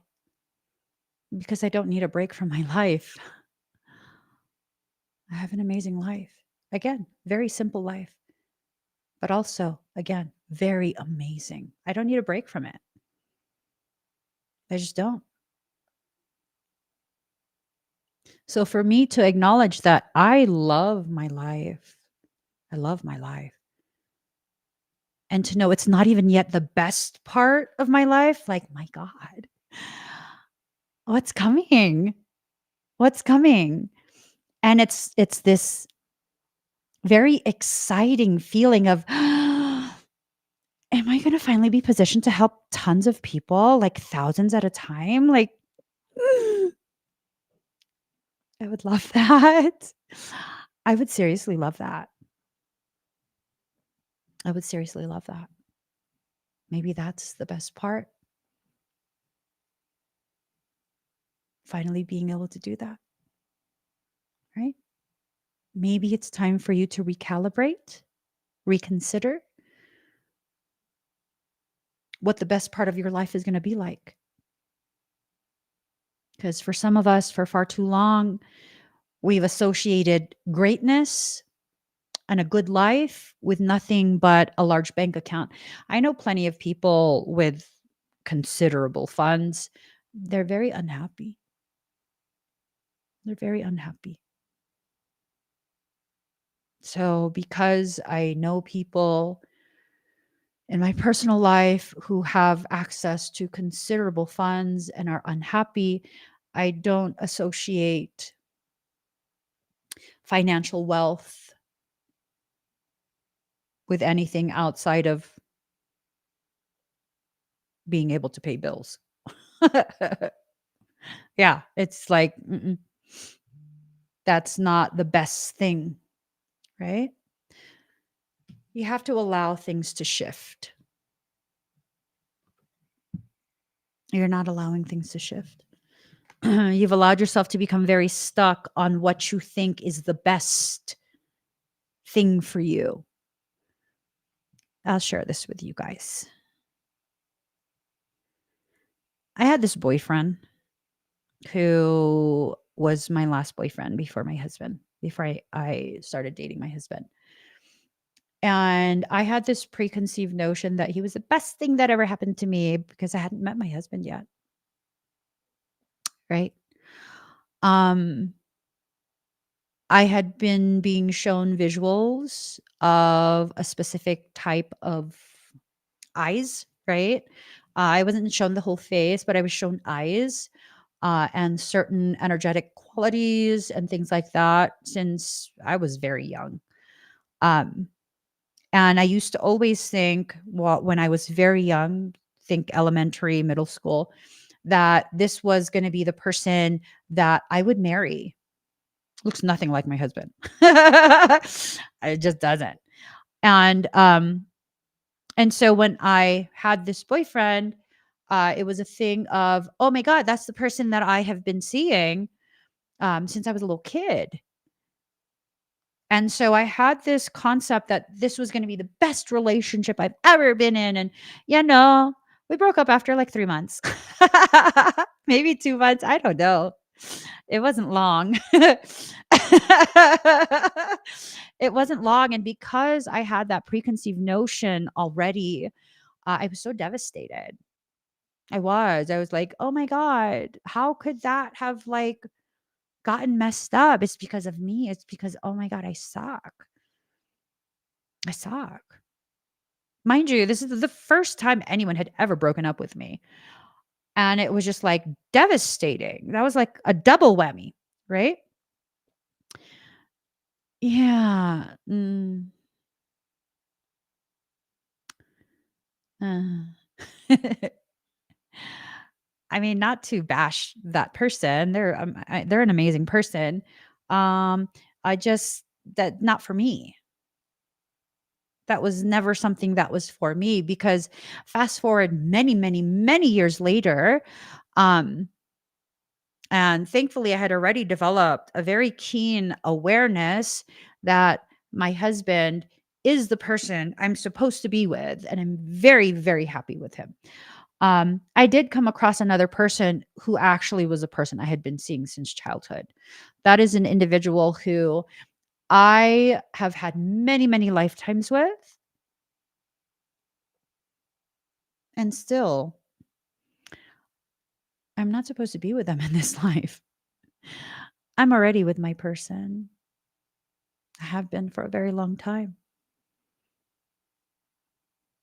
Had I allowed myself to be duped by all of the bullshit twin flame shit being passed around, oh my God,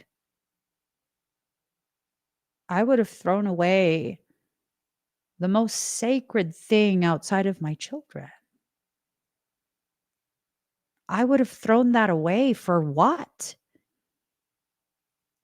Because I had a preconceived notion of what things are supposed to be rather than viewing things as they are. I'm good. I'm good. I am so good. I am not interested in any of that bullshit that goes around. I'm with the person I am meant to be with, the person I choose to be with, the person I enjoy being with. There's nothing else that I need. Nothing else that I need. This is what my soul has given me. And you know what's crazy? I didn't realize this until way, way, way later. I do have a past life history with my husband. Quite a few. Quite a few. And every life, I dreamed of the life we have together now. We've never had this before. And this is the one time I get to have this fairy tale life with him. Nothing's getting in the way of that. Not my pride, not my ego, not some bullshit, not some out of pocket spiritual teaching. No, no, nothing is getting in the way of that. And I'm going to allow everything to unfold as it is meant to unfold. I will celebrate what should be celebrated. I will work through whatever needs to be worked through. And it is as it should be, not as I commanded it to be. Most of us have no idea what soul is trying to give us. When we keep trying to create a story in our head and bring that story to life, well, you're going to keep repeating the same things. Does that look like a happy person? Do either of them look happy? You want happiness? Happiness is created when you can accept the reality while also hold space for the incoming potentiality, carefully choosing which option you want.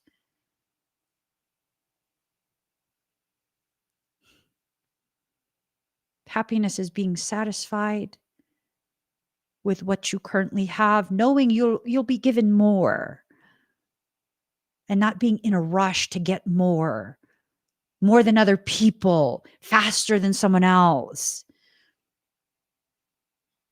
I don't compete or compare with others. I just don't. For those of you that know me, you know that if you were to come to me and have amazing news, you tell me privately, I will genuinely be happy, like it's me that's experiencing it, like ridiculously happy for you. You're not my competition. You having good things doesn't make me feel like, oh, I got to have it too. No, it makes me feel like, fuck yeah, you deserve that. Hell yeah. Hell yeah. Right? Magnetism, going back to the thing we talked about towards the beginning of this video. Whatever you load by way of your thoughts and your fixation on those thoughts, the emotions you have because of those thoughts, it's what you are charging that magnet with. It's what you will bring to you. If you don't have the ability to discern what that is, it's going to be interesting. Possibly in a good way, most likely in a not so good way. Discernment, the cultivation of your discernment, very important. When you lack discernment, you'll struggle with accepting your specialization. You're specialized to do specific things, handle specific types of circumstance. You're not meant to be specialized in everything. You're just not. You're not. And to think that you need to be a master of everything, it's nonsensical. It just is. It just is. It's nonsensical.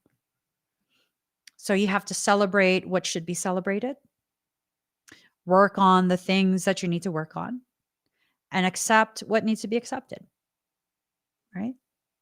You'll be good at some things. You'll be not so good at other things. If you want to be good at things you're not so good at, you need to work on that. You need to work on that. And that's that, right? That's that. So my sister-in-law is doing, my brother told us to do a competition together. I don't know why, because I'm going to win. I could be a total asshole. I rarely FaceTime my brother. So he's my coach, right? But I rarely FaceTime him. Today, while I was at the gym, I FaceTimed him, and right when he answered, I didn't say a word. I just looked at the camera at the gym, picked up 20-pound weights, and started. And he goes, what are you do? Why are you flexing on me? And he's like screaming for his fiance. He goes, you have to come see this. She's flexing on you. She's flexing on you. I didn't say a word to him. I just kept lifting weights. And then I put the weights down. It's like, ugh, ugh. I turned around. I flexed my back. Ugh. And he goes, whoa, whoa. And then he's like, why are you flexing on us? And then I was laughing and I hung up on him. What? I specialize in antagonizing him. And I accept that. No, on a serious note, I specialize in observation. Observation and the discernment of symptomatic presentation. So I had the injury in my back, and that injury caused my latissimus dorsi to be stuck. I can't expand it as well because another muscle was injured, which affected my shoulder blades, and everything was fucked, right? Well, my coach, helped me to realize that, oh my gosh, that's why I've been noticing that I can't expand my lats. And he said I need to work on my rhomboid, which I did. And once I began working on that, I still couldn't expand my lats. And I didn't come to him about it again. Instead, I began to allow myself to learn as much as possible. The muscles work in conjunction with opposing muscles. So it's not something in my back. There's something in my front that's not working properly. I disconnected the mind muscle connection. I disconnected that to protect my injury. I disconnected that. What did I disconnect from? My serratus anterior, the muscle in front right here. So I've been working on that. I've been working on that quite a bit. And I'm now able to start flaring my lats a little bit. It's going to be a process, but I'm worth it. It's worth knowing the version of me that is able to accomplish that degree of healing that needs to be healed. Not just for competition, but because I need to be whole. I need to be able to access all parts of me and have those parts functioning appropriately. You see, this journey that I'm on to prepare for a competition, it goes so much further than just a competition. The thought of a competition keeps me on track. It keeps me having specific deadlines that I need to meet. It's so far beyond a competition. It's so far beyond a competition. It's helping me to specialize in becoming an even more profound self-healer. You have these capabilities that you're not allowing yourself to tap into because you're afraid of becoming specialized in something. And what? Someone who knows more than you correcting you? Baby boo, that's an opportunity to learn. Don't see it as an opportunity to become embarrassed. There's nothing embarrassing about being open to learning at all. There's nothing embarrassing about that at all. Allow yourself to become so specialized in you that nothing stops you anymore. Your reaction to the very process that you're in that is teaching you about yourself, that's the most powerful factor. This is what's going to ensure that you get through this with minimal struggle, or this reaction is what's going to guarantee an expansion and prolonging of the suffering that you perceive yourself to be experiencing. And it's not even suffering. You just see it as such because you don't want to cooperate. Remember, I'm that friend that's super honest and tells you what you need to know, not what you want to hear. You're not suffering. You just don't want to cooperate. You say, I only suffer when I don't want to cooperate. So when I'm done suffering, I choose to cooperate and the suffering immediately stops. That perception of I'm being punished and I'm suffering, it immediately stops. Keep that in mind as you go through this process. I got to get going, guys.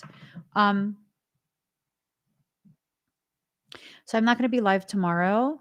Um, I hope that everyone has a very safe New Year's celebration if you celebrate New Year's.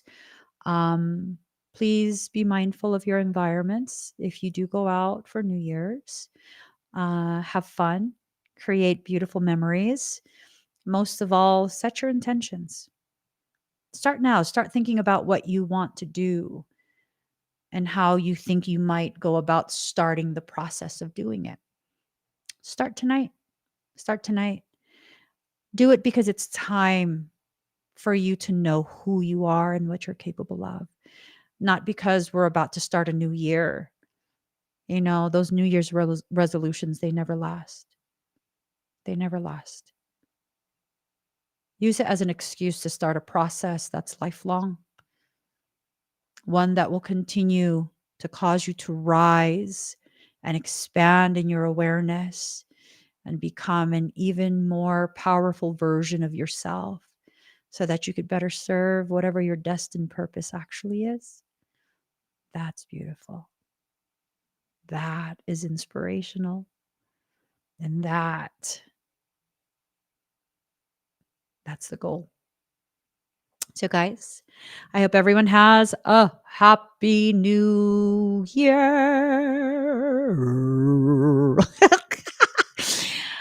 Please give this video a thumbs up. If you haven't already subscribed, please do subscribe. Turn on that notification bell. Join me when I'm live. If you haven't already, go find me on all my social media platforms. I am Emmy Evolving across the board. And, I'll see you guys again very soon. Bye, everyone.